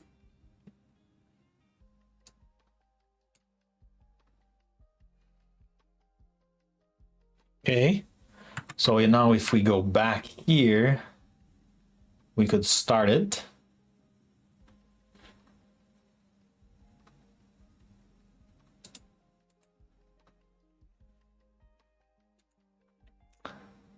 I'm not sure it did.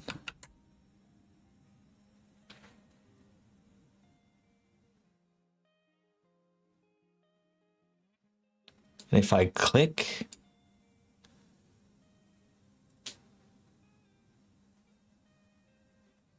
what? It deleted and then move on?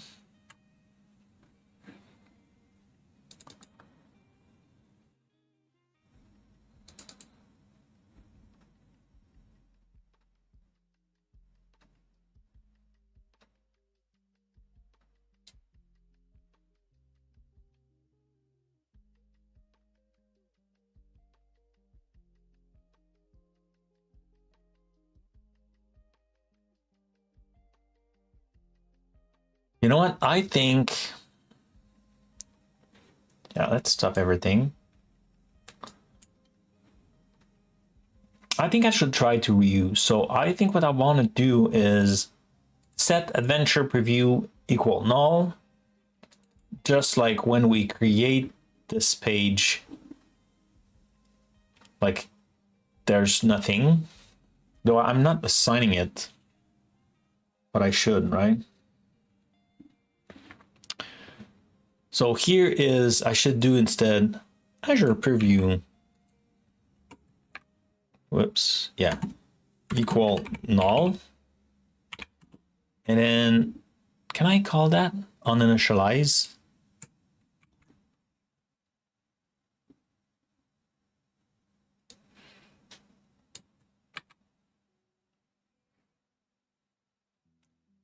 That's not, yeah. Could I do that?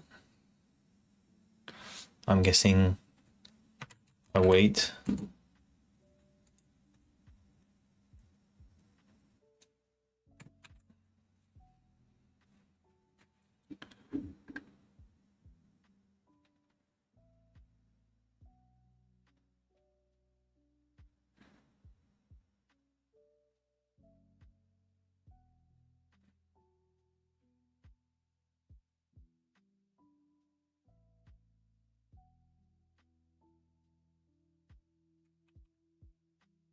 Okay, let's start again.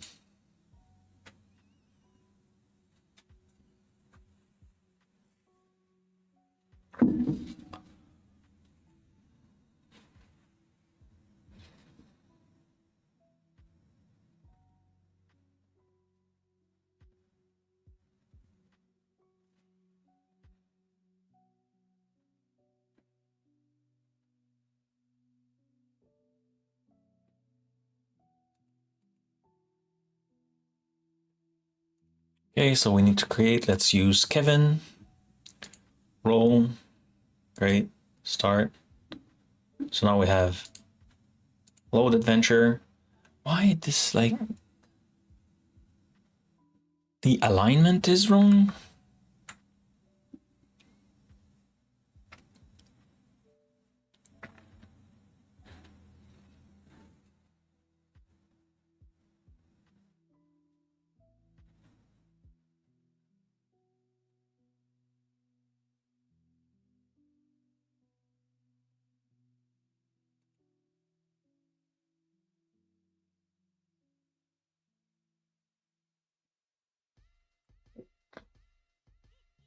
Like, why the button is down?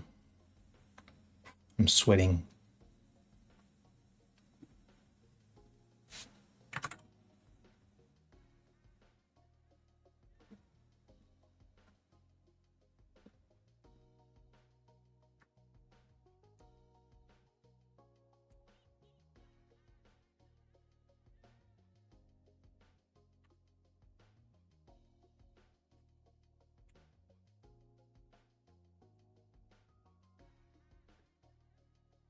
Let's go see the documentation. Because, like, I mean, it's working, but if we can make it look pretty, it will be more interesting. No, that's the sword template. Yeah, see here, it looks good. Oh, maybe it's this, it's the item center.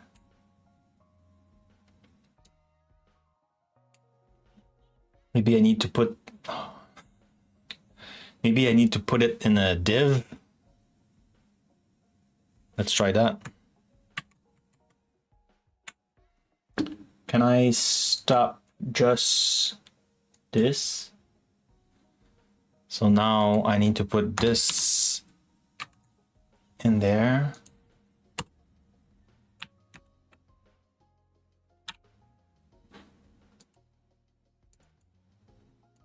Like this. And now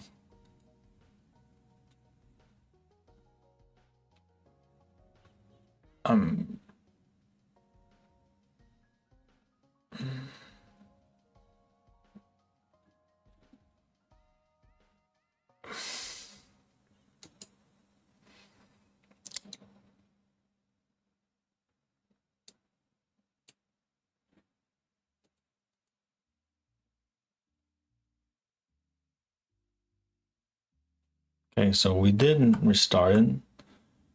So now we could do this. We'll see if it's working, right?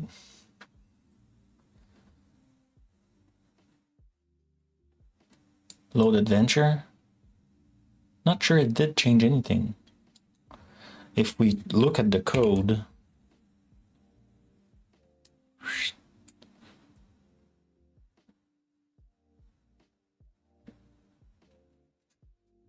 okay. I want to see this. Okay, so it did apply it, but it doesn't fix.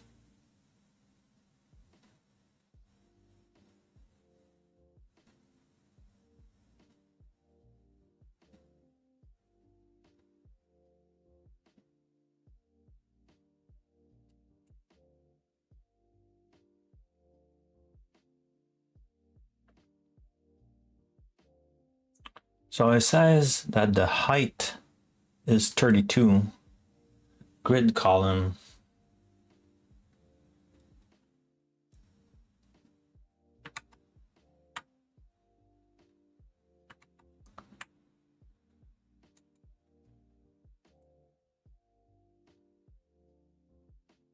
Well, that was a image though.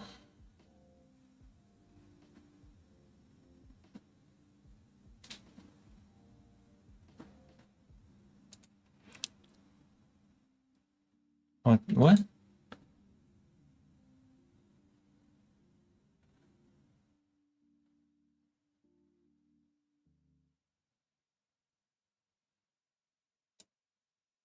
No, okay, so fluent button, appearance, unclick. Yeah, there's no. Okay, so the image was here, but button were just straight.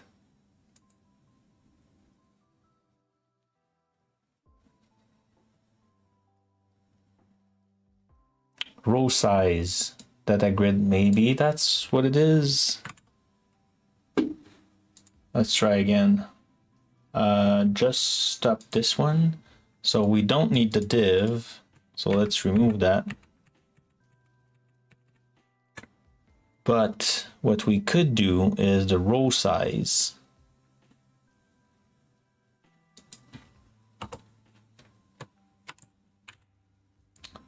Row size. And let's put medium.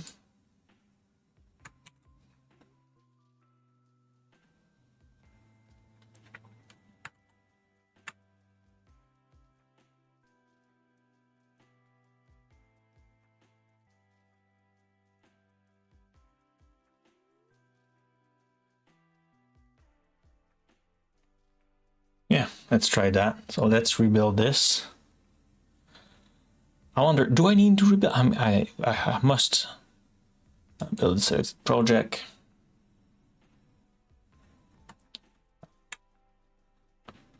Now we need to restart it here.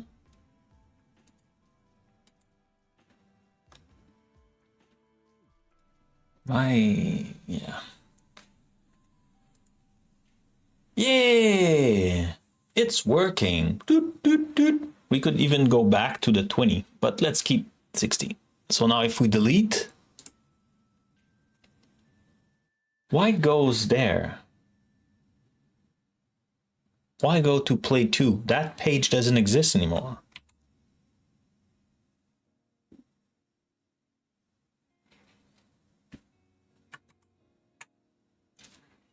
What?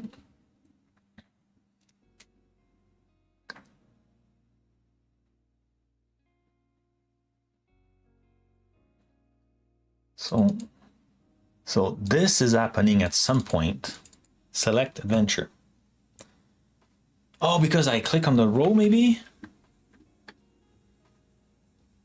On row click. Aha. Ah.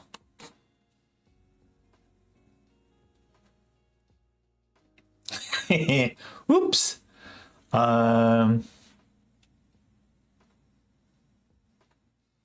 Oh, interesting.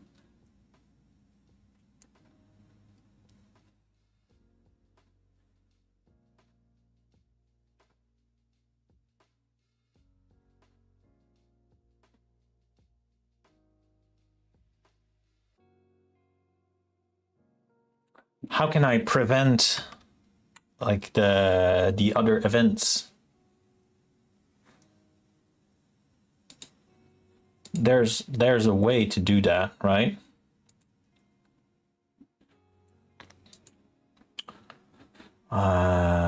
Yeah, there's a way to do that.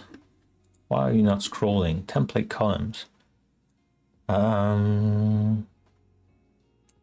Maybe in the overview. Yeah.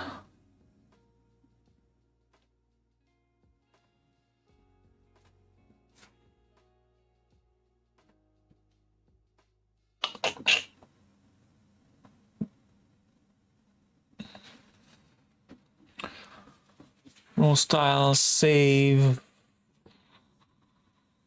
event callback. On cell click, on row click.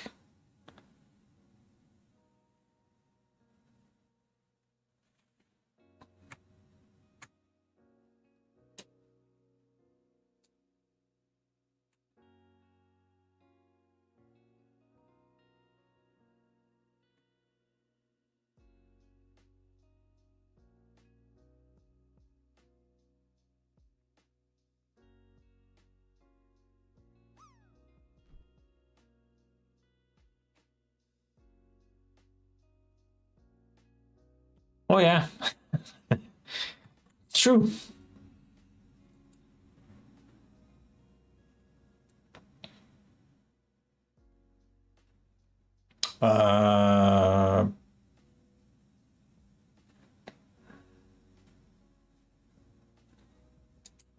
Yeah, but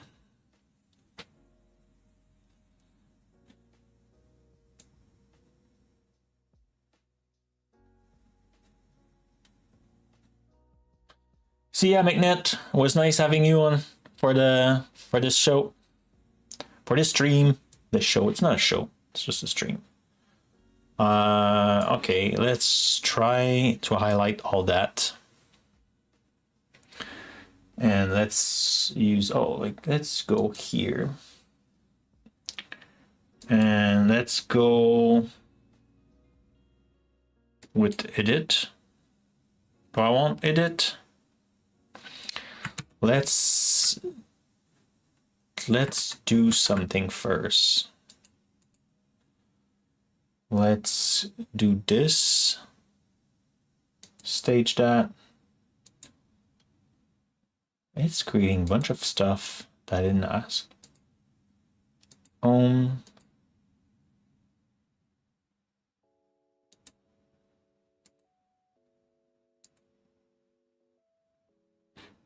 Yeah.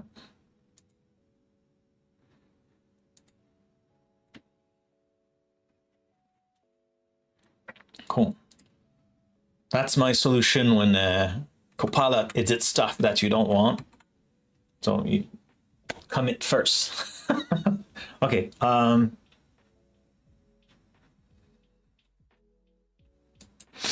Yeah, let's add the adventurer picker. Cool.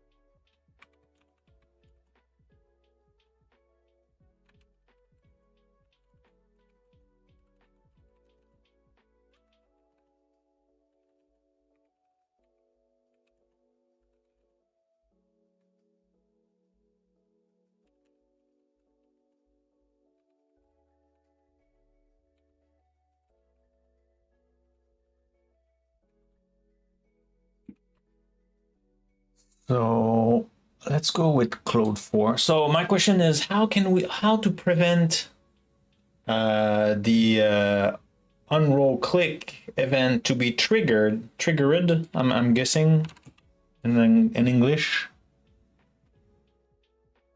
Though I'm not sure it takes 2R. Anyway, so when we click the delete button on that row, should I go full agent or just edit? I think edit should be good. Let's try.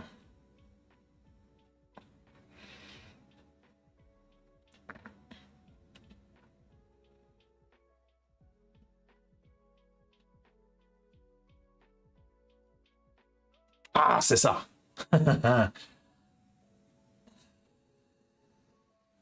Stop propagation.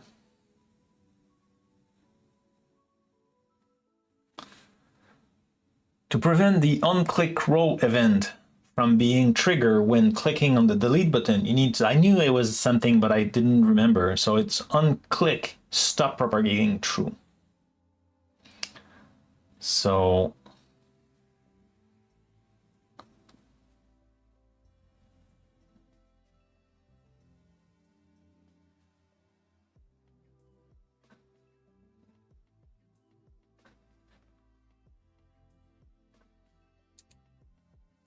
oh, really?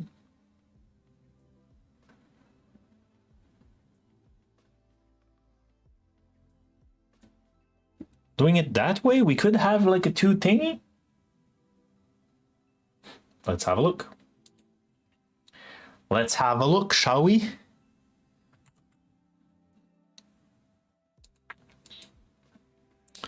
Good call.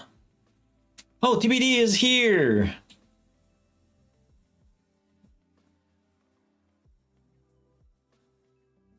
I'm using Rider, TBD.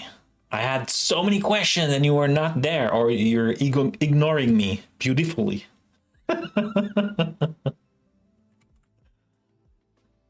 Ah, what? There's an error.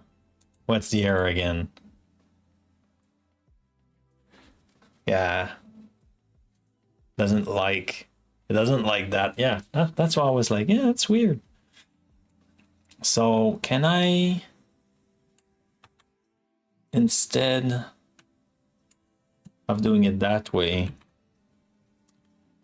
can I do, okay, can I do stop propagation in the function here?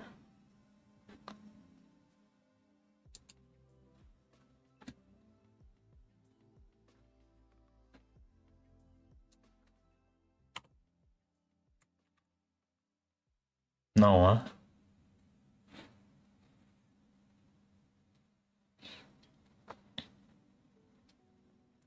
Yeah. I remember you had you said you had a meeting. I'm just messing with you. No, like it was just because one of the question I had was I noticed that Rider was creating file, so I was wondering like the idea folder, should I put that in my git ignore? Is it safe to let that be pushed into the git repository, or I don't want that? And I was like, what those files are? I mean, kind of guess it, right? It looks like it's the solution name. It looks like it's the, I don't know, open stuff.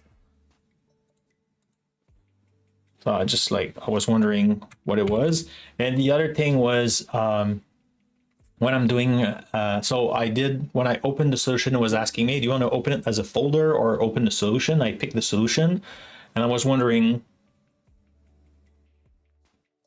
are you using the other one? Are you using like open it as a folder? I was wondering, but yeah, I honestly, I love it. I'm searching my ways because it's a new interface, but I think it looks cool. So stop propagation. I'm sure it's there.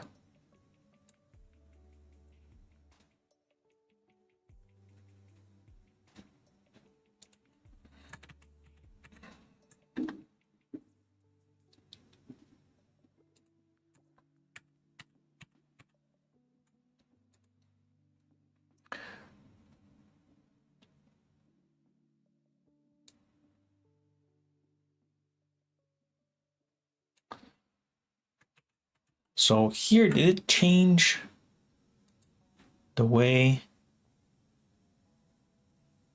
So I only had this. So now the problem is I have two stuff.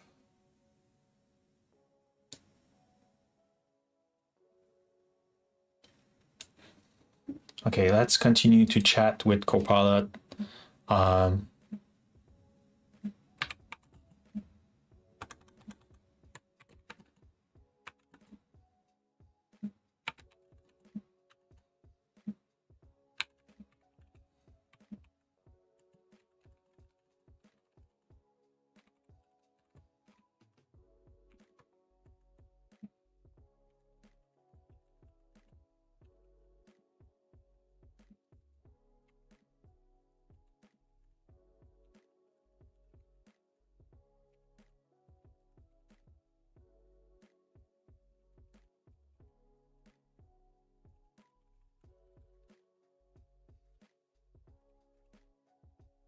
So I'm just saying, okay, I can do that.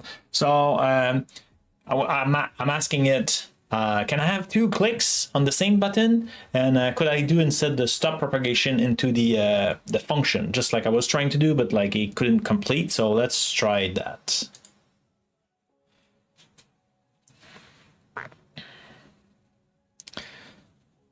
It can help with consistency on the run profiles, etc. You're working in teams, but normally ignore it. I open the solution.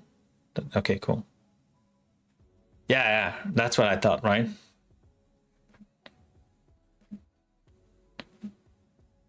So now it says,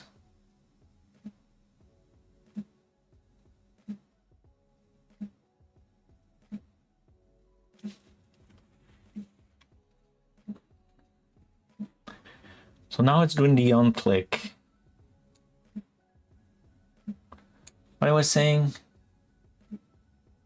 you cannot have 2 unclick handler on the same button. However, you can handle an event propagation stopping inside. Really? So how did you do it? It's calling the JavaScript interrupt or something like, oh no, so just like stop propagation.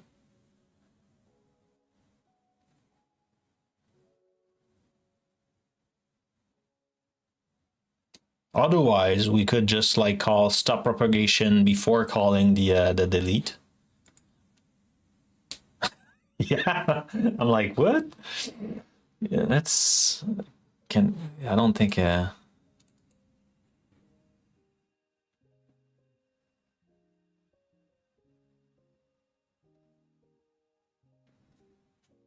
like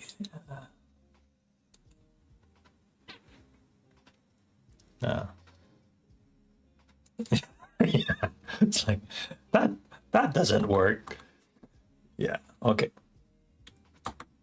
Interesting. Interesting. You're lying to me. Okay, so instead, what we will do is do this. Voila. And here we could say, can we do? How can we do both?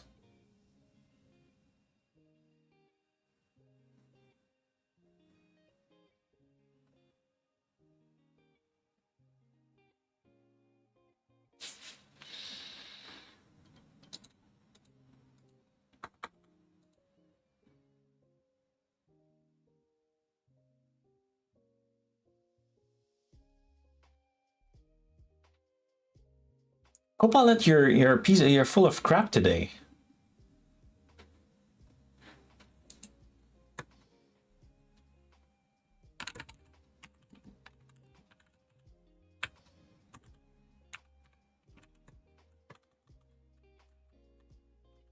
Yeah.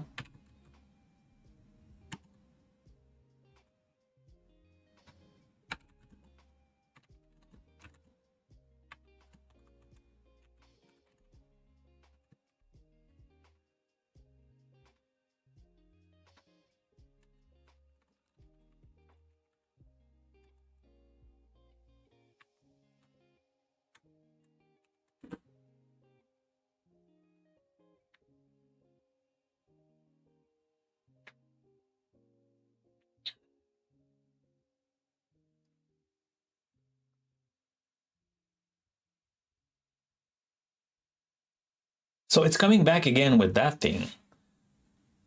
Okay, so let's try that. But it didn't want to compile before.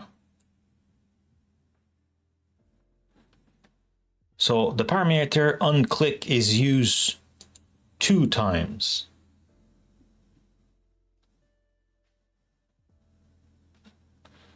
Okay.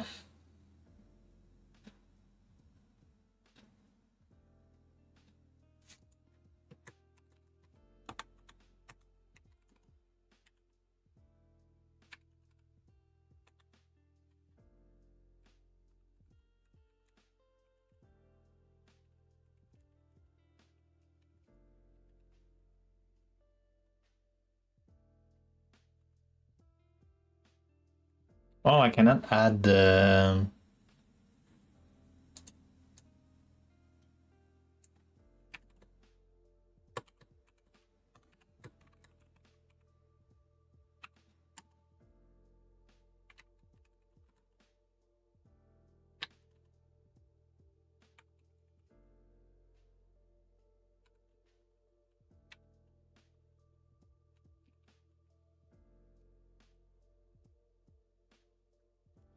Let's try last time with Claude Sonnet, and after that we'll try with GPT.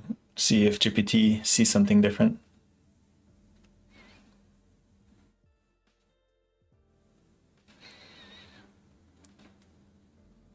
What did you change?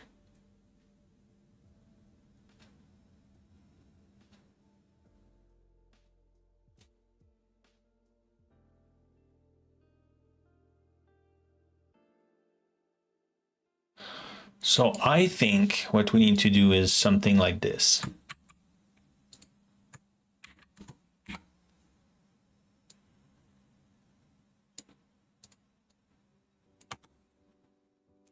And here, obviously, it will be like single quote.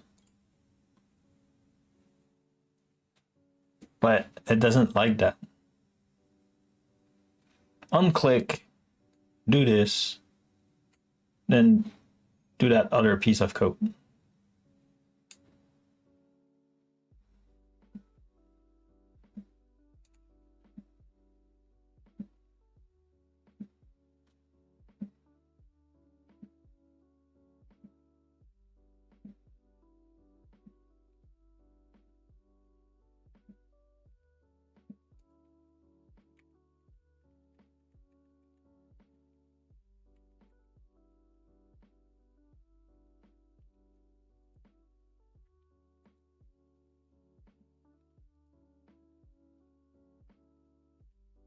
Yeah, unclick is used twice.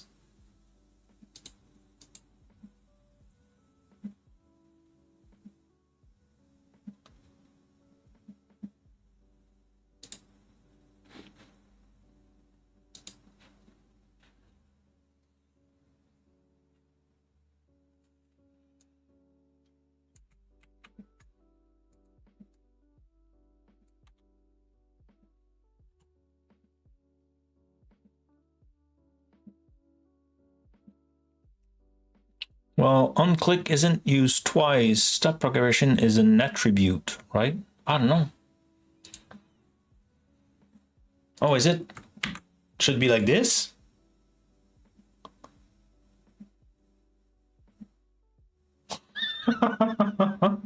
Is it? Oh man. I've been how do you call that? Misleaded.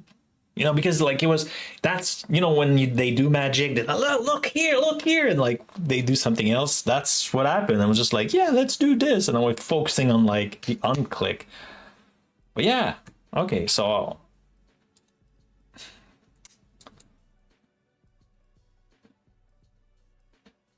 hey, let's give it a try.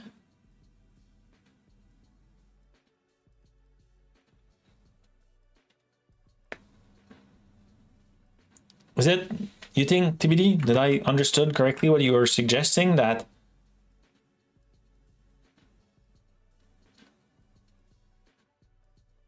oh yeah. And also like the Fluent Blazor, it's not one of the most used, so the knowledge of it is not the best. That makes sense, right? It knows what the mass is using. Okay, so now if we load the adventure, now we have our button. So if I click here, I'm expecting to navigate. That's good. No play, it's here. I'm always tempted to have it there. So that's expected behavior. So like we didn't broke how it was working before. Now what we expect is when I'm clicking that button, it just delete the record. Yay! I have my sound effect.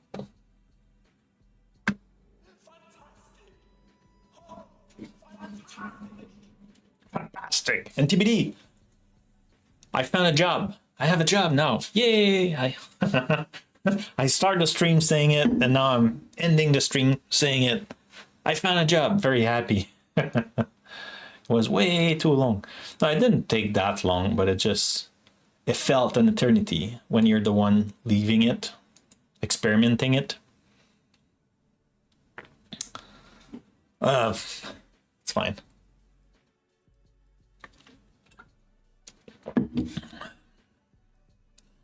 Yeah, so I'm starting Wednesday.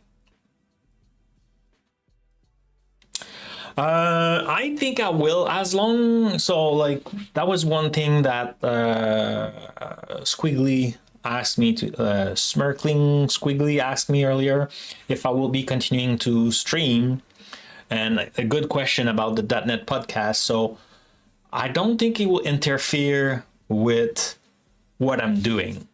So I should be able to continue to do that, except if like my manager said, oh, I don't like you to participate in that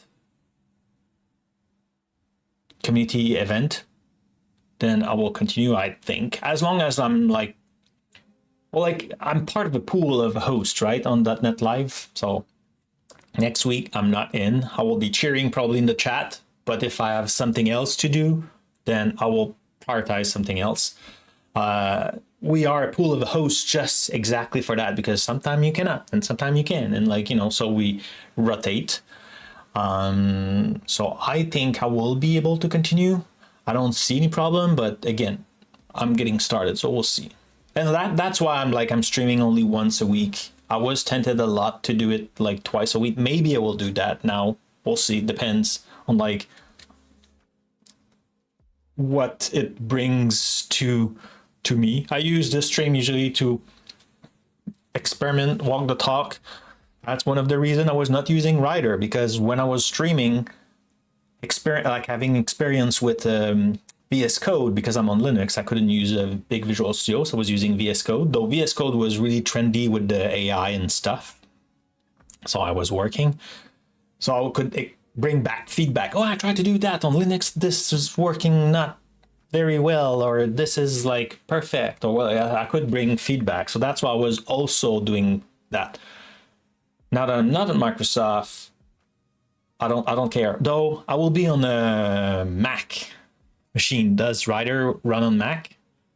Though, like, this is my personal laptop, so, and like, yeah, it does. So we have a little webcam. So my daughter, she lived now in a different city, and we have a little webcam so she could check the dog. So like remotely, she could turn the webcam on where the dog bed is, and she could like look at the dog and say, when I told her my new job and that I will be on Mac, I said, oh, I think I will put that camera in your office. I could watch you struggle because I never use Mac ever. So that'll be fun. I'm going to start offering the stream to Twitch, my dev platform, for that purpose. The demo writer works everywhere. That's cool. Yeah. But that's why I was doing VS Code initially, right?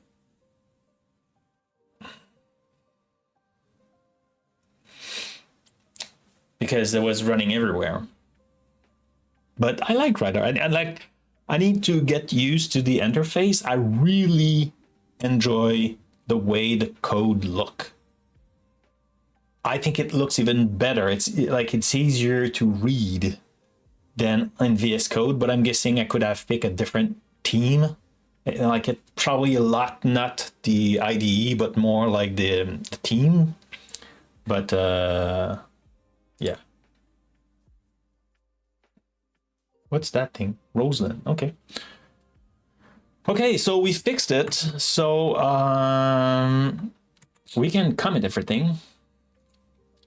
So let's push those .id file and the adventurer picker. Now we have that. Cool. We fixed it.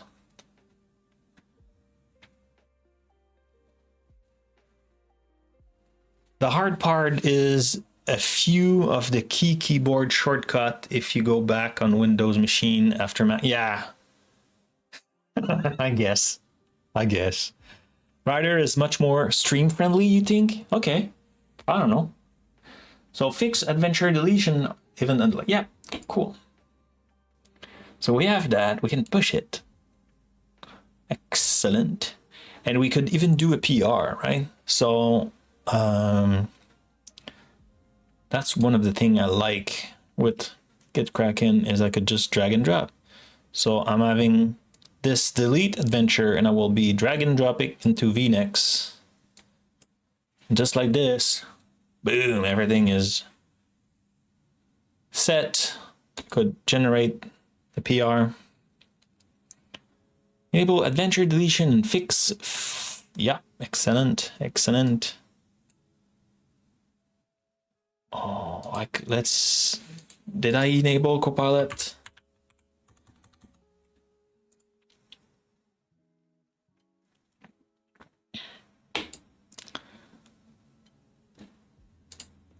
Let's see if I can make a code review with Copilot. Yeah. Copilot, do a review of this. Well, yeah, so we did it. Deletion is now done. So I could assign it to myself. Perfect. Project is 2d6 dungeon app. Excellent, excellent, excellent.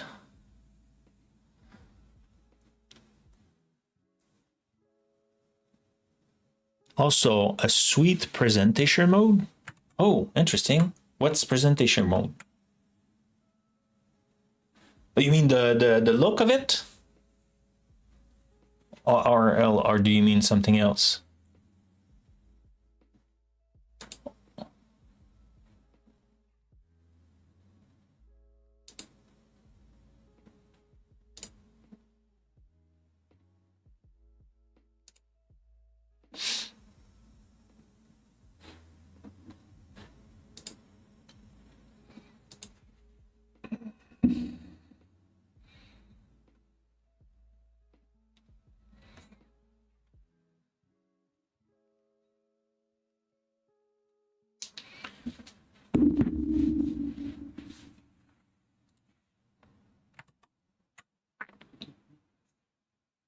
Oh, that's cool. In the view, maybe? Appearance. Enter presentation mode. Okay, so like it's like F11.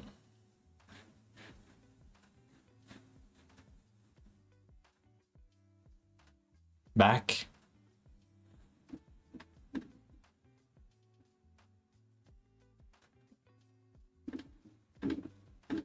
Wait, what? How do you get out of that?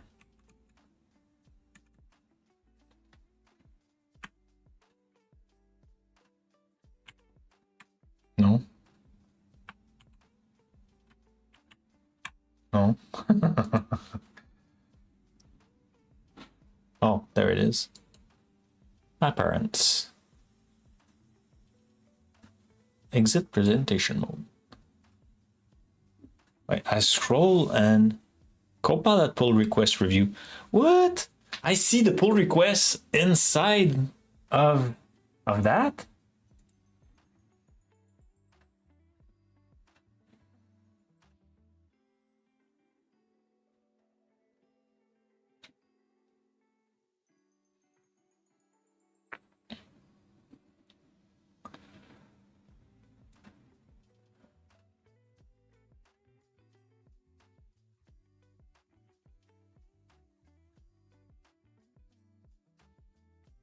Yeah, load adventure.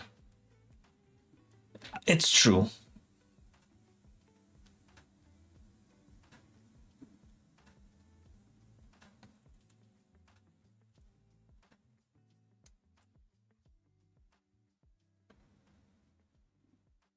Okay.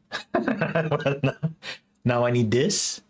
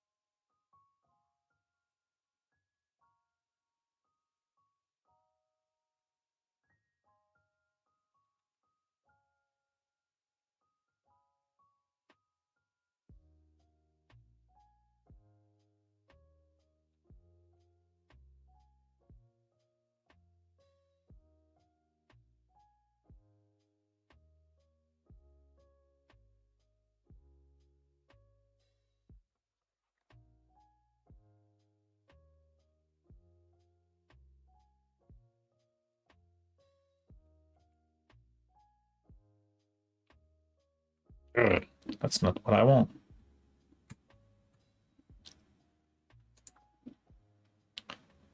Now I broke everything. Come on. Okay. I wanted to do this there. So now it says what?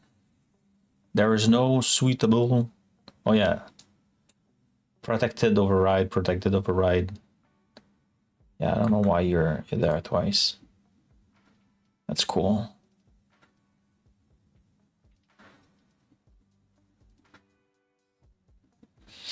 Yeah. That's sweet. Okay. That's pull requests. That's the commit. Yeah.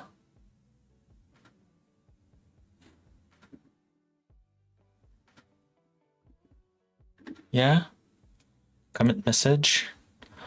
What? I need to type my message? What this is?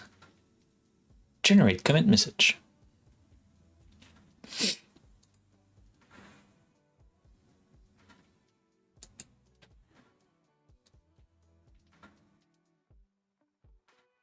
You are about to commit. No, no, no, no, no, no. What? What are you saying?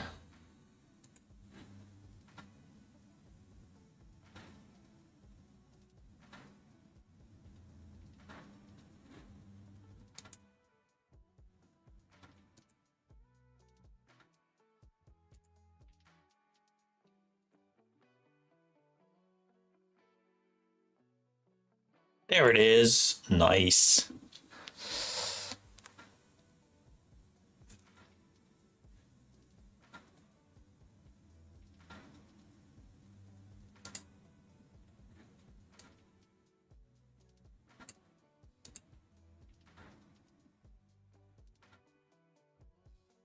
So we did resolve that.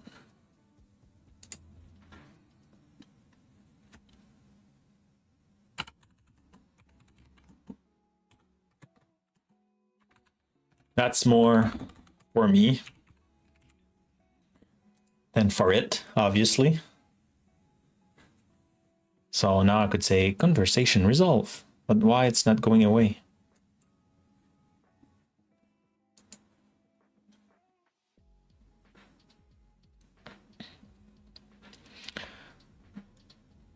Unsure success status code throw an exception on failure.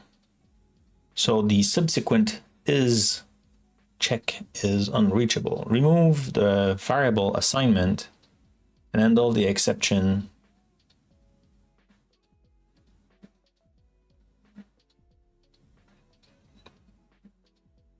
No, I'm not doing it.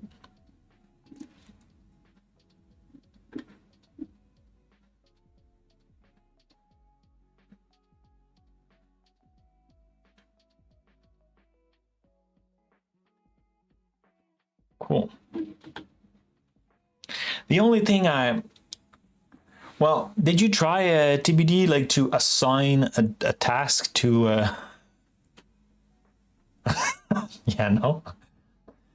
Did you try to assign a task like, you know, you say, oh, this issue and assign it to Copilot or like some AI? That's cool too. But sometimes I'm like, are you doing it or are you just like saying you will? Like sometimes I'm confused about like, okay, what's the status? I feel like means like, okay, I'm working on it. I'm like, wait, I will come back or something like that. Like, or are you done? Can I merge? Like sometimes I'm not sure. So right, waiting for request review from Copilot. Oh, so waiting requested. Okay, so I'm waiting now, but I'm done waiting. I'm done. Like, I'm happy now. I don't want to wait more. What if I reload this page? Will it still be waiting? No, okay, Copilot is done. Okay, so I could re-request, but no, I'm not. Cool.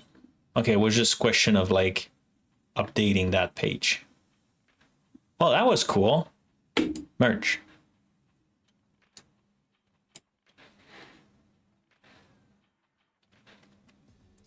Great, so now it's merge.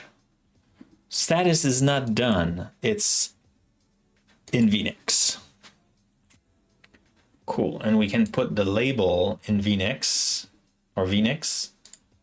Excellent. So we could filter stuff.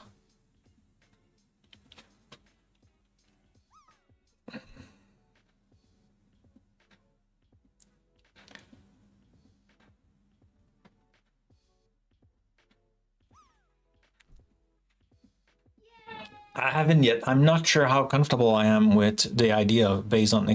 Well, I think, you know, when it's, I see that sometimes it's just like, oh, I know exact that bug is like, it's easy, right? It's well scoped and stuff like that. It just like it will take times. So then I open the issue and I'm add more details. Hey, like you should do blah blah blah, like explaining how like I don't know, like you have less experience in my solution. I was, oh yeah, can you help me fixing this? It's probably like in this page, change the event on like blah, blah, blah. So like you could like guide it, providing a lot more clear instruction into the issue. And then you could assign it to Copilot. But like I wouldn't use it like, oh, like find the bug and fix it. Well, you could, but like, you know, you could also be very surprised. But it, like I had good experience with like not just like please add bold to this text, but like a more scoped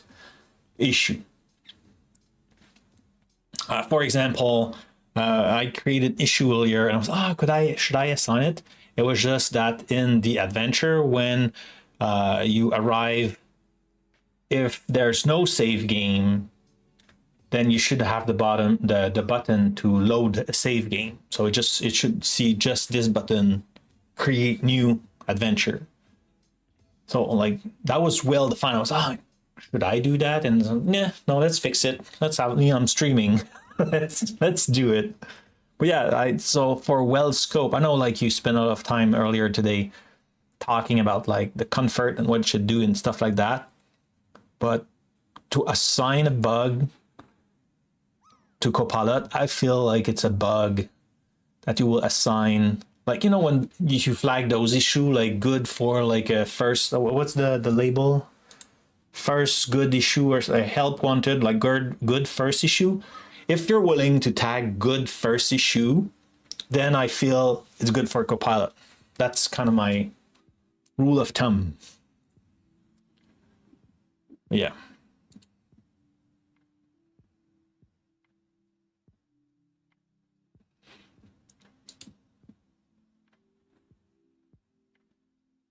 So delete adventure is in Vnix.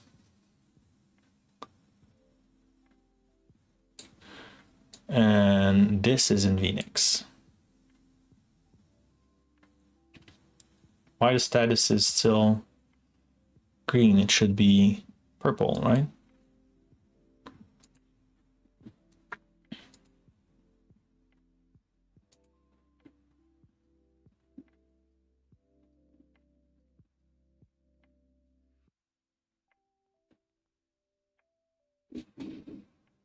Well, that's the pull request on the issue. Yeah. I get it. Trust me, I get it. Okay, so it is there. So I can put it's the issue, not the pull request that I wanted. So it's in Vnix, milestone. This is definitely content for this.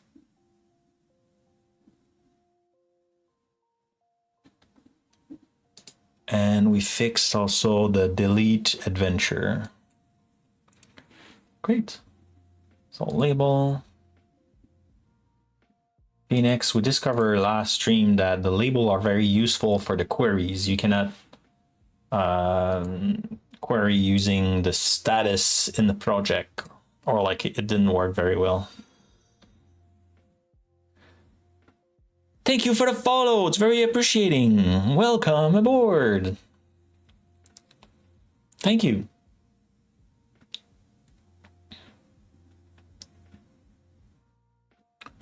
I spent also a lot of time TBD this week, well, filling paper stuff, right? I also share, I found like in GitLab, I publish a blog post because on GitLab, I published a thing a few weeks ago on GitLab where I was doing like an Aspire template and like it was compiling, looking different stuff and like running tests, but the coverage, even if in my pipeline I had this stuff for the coverage, it was not showing up. And I was like, that was bugging me.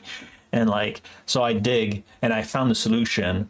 So I explained what I did. Like it was more like I hope it saved time to others, but like in a very, very short, in your pipeline, you have this expression, we say coverage, and you have that regex, depending on your solution, if it's .NET, JavaScript, or Python, whatever, you have a different regex, and that regex comes from documentation. So I didn't write it my own, but it's looking into the console output.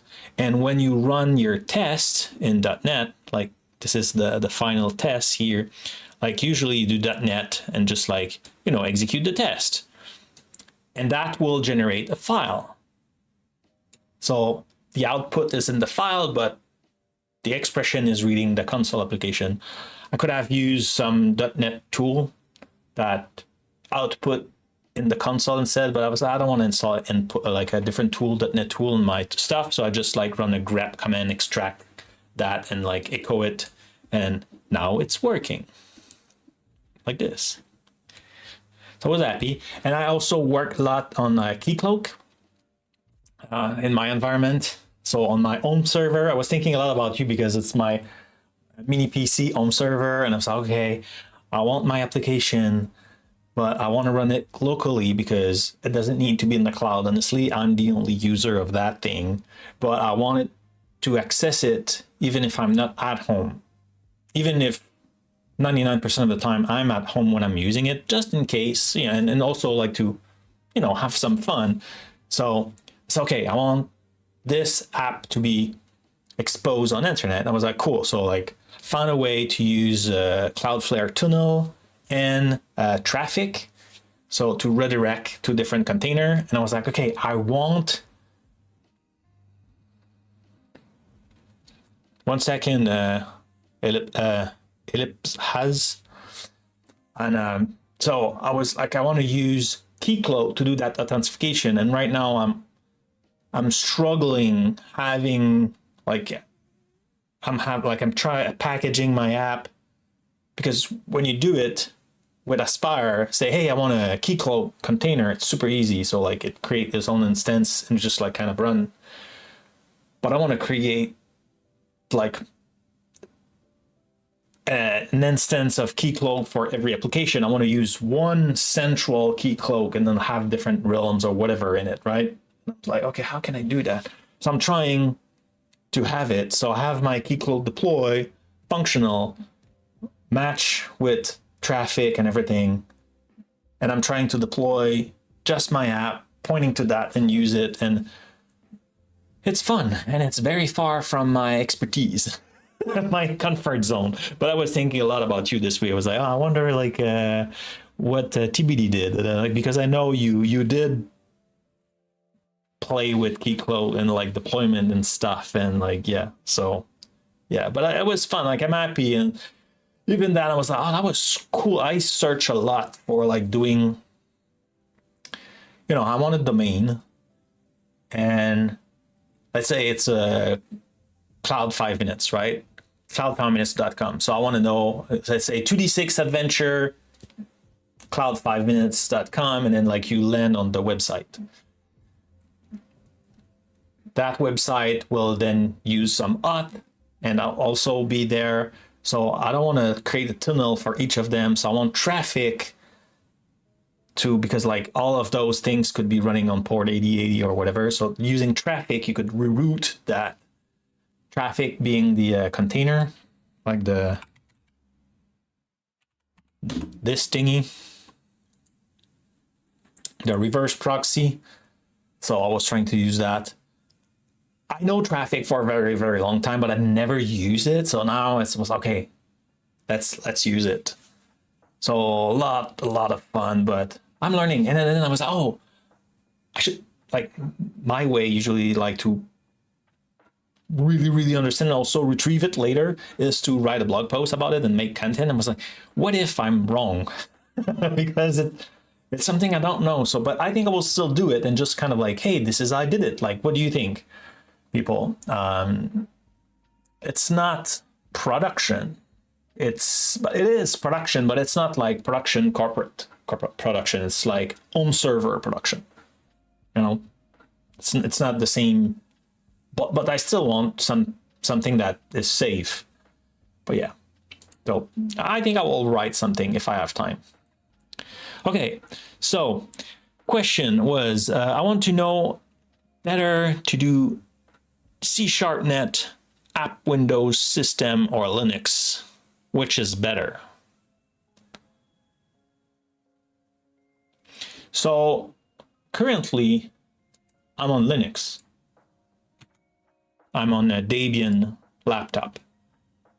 So, and I'm today I was using Rider. It was my first time using Rider. So that's a code editor. On Linux, it works. On Windows, it works. On Windows, you also have the big Visual Studio. You could use VS Code in all those environments. It doesn't matter, I think. What would matter is where you will work, or you will be working, what others are using. Because you don't want to be the only one in a different system, because then there'll always be tweak for you. So you want to fit in like the other. So you want, like, let's say someone else want to help you because you're stuck in a bug, or like you just want to brainstorm, like I just did with TBD, like, you know, I'm trying to do this and blah, blah, blah. So TBD wants to join, and like then he come on my PC and look, and I'm like, oh, I don't know, like you're in different IDE, because let's say like everybody else on Windows and you're on Linux, so you cannot run Visual Studio. So everybody else is running Visual Studio except you. Then like it had a layer of like confusing, like they don't know. So yeah, where is the button for do that? Like, well, how do you do this? And so I would say .NET works everywhere. That's why my personal laptop, you know, I was working at Microsoft before. My work laptop was Windows. I did have a work laptop Linux for a little while, but I was struggling with many different apps used internally for different purposes. That was not so like it was possible, but the experience was not that great, because like the focus of those apps was so much Windows that it was kind of like, eh. So I would say try to fit, and like if you have the capability to have another computer at home, maybe it's a mini PC, and you could run, let's say you're like everybody's using Windows, so use Windows and then have that mini PC. Now you could, like, for a few dollars you could have that, and like to run your editor and stuff like that, you could totally run in Linux and have your Docker and your database running on your Windows machine or something like that. So like, you know, and it will, the benefit of doing that, you will learn like working with different machines and stuff like that. But I don't think one is better than the other one. I think, was it you asking yesterday to Jeffrey Fritz also about that? But yeah, like everything is possible in .NET and Linux. Linux run everywhere. Okay, let's try to catch up on this on the chat. Was Funch challenge deployment? Yep. Anytime you want to sit down and go through the deployment stuff, happy Discord call. Yeah, cool. Like same for you. If you want to brainstorm on something, ping me on. I join your Discord, so that's cool. Yeah. So TBD says the same thing. That's like totally like I'm doing it on Linux. That's Linux. I don't have.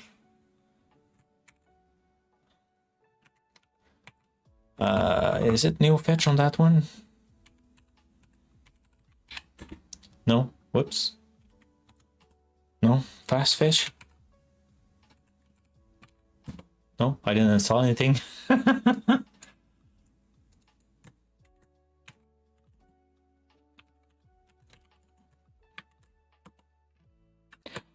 One question I will have for you is, do you have experience with Linux?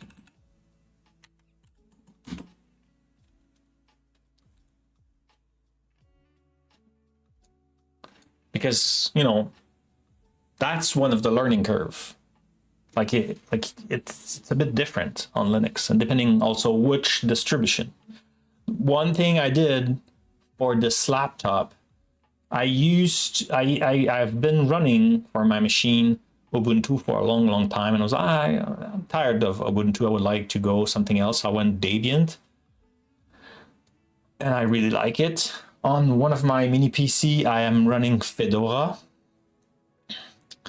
and I try to look. So what I did is I went on the Microsoft website for .NET, not the Microsoft, the .NET website for the .NET, and I was looking at the first version, like when they create the new preview, like there's a subset of distribution that are kind of like supported quickly. So I was like, okay, let's pick one of those, and like Debian, Ubuntu, Debian, Fedora. I think Arc is part of that though, but I'm not sure. So like I picked those who, like, if I need the early bits, I could have it. So yeah, but pick, if you have experience in Linux, you're like, yeah, have fun.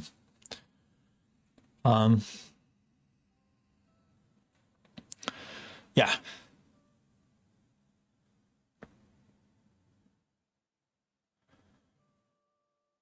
So really, but for work and enterprise, they prefer which platform? It depends. So I was running, even at Microsoft, it was half and half Mac and Windows. And a lot of people I was working on are Linux. So even at Microsoft, like different OS were used. And on Linux and on Windows, you still have WSL, right? So you could still have like a Linux environment.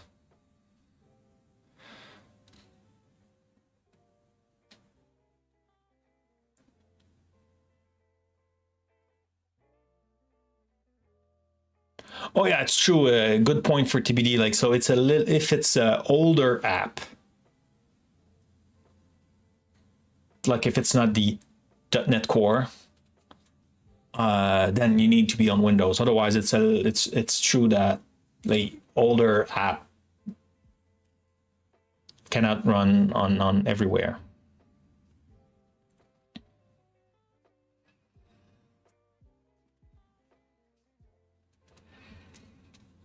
Cool. Well, like if you're full Linux, then have fun. But you know, you could create a VM in Windows, or like experiments a little bit on Windows to feel it. Like the UI change, but the code still stay the same. So you won't experience that much. But don't be that guy in enterprise. The only one in a different environment, like. He's so special that like he's different. Like that would be my advice to you.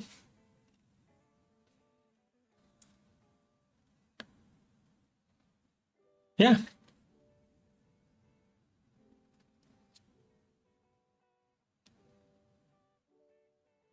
Yeah, you could do that. And just like switch. And like when you do the switch, the only problem is like, for example, Visual Studio, like I said, it's a only Windows app. and it's often one of the favorite of many Windows shop because it's been there for a very long time.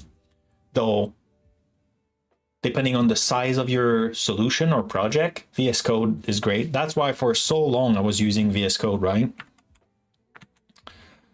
I was using VS Code because it was the same and it was free. And I also, because I work at Microsoft, I was able to bring back feedback of my experience using it.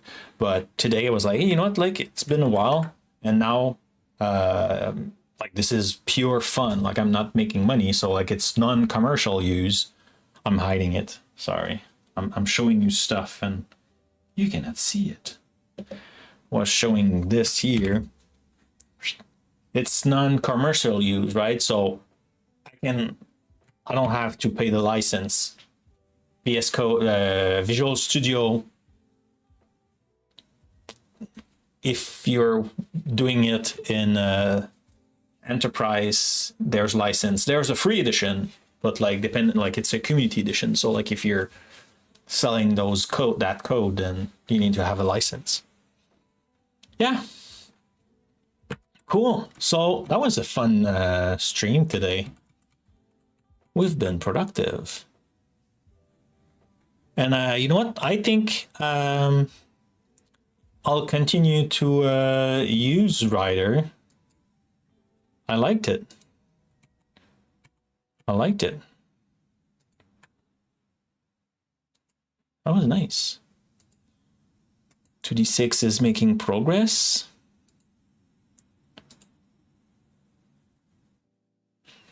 Yeah, I want really Microsoft add Visual Studio and Linux too.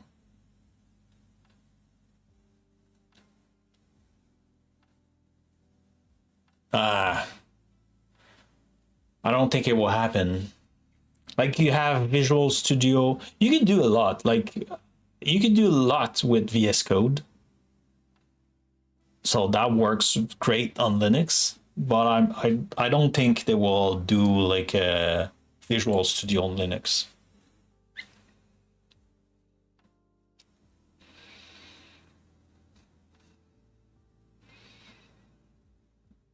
Yeah. Agree.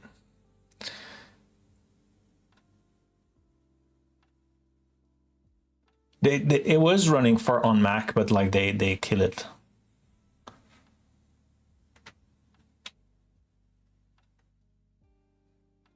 Yeah. Well, you could be, depending on, like, it depends on what you want. Like, could you open like a WSL? You could have like a dev container. So you could run like a container in Linux from Visual Studio, right? So you could be on your Windows machine and run in so work in a container. So like you have your VS Code, Visual. Oh my God. Let's start over.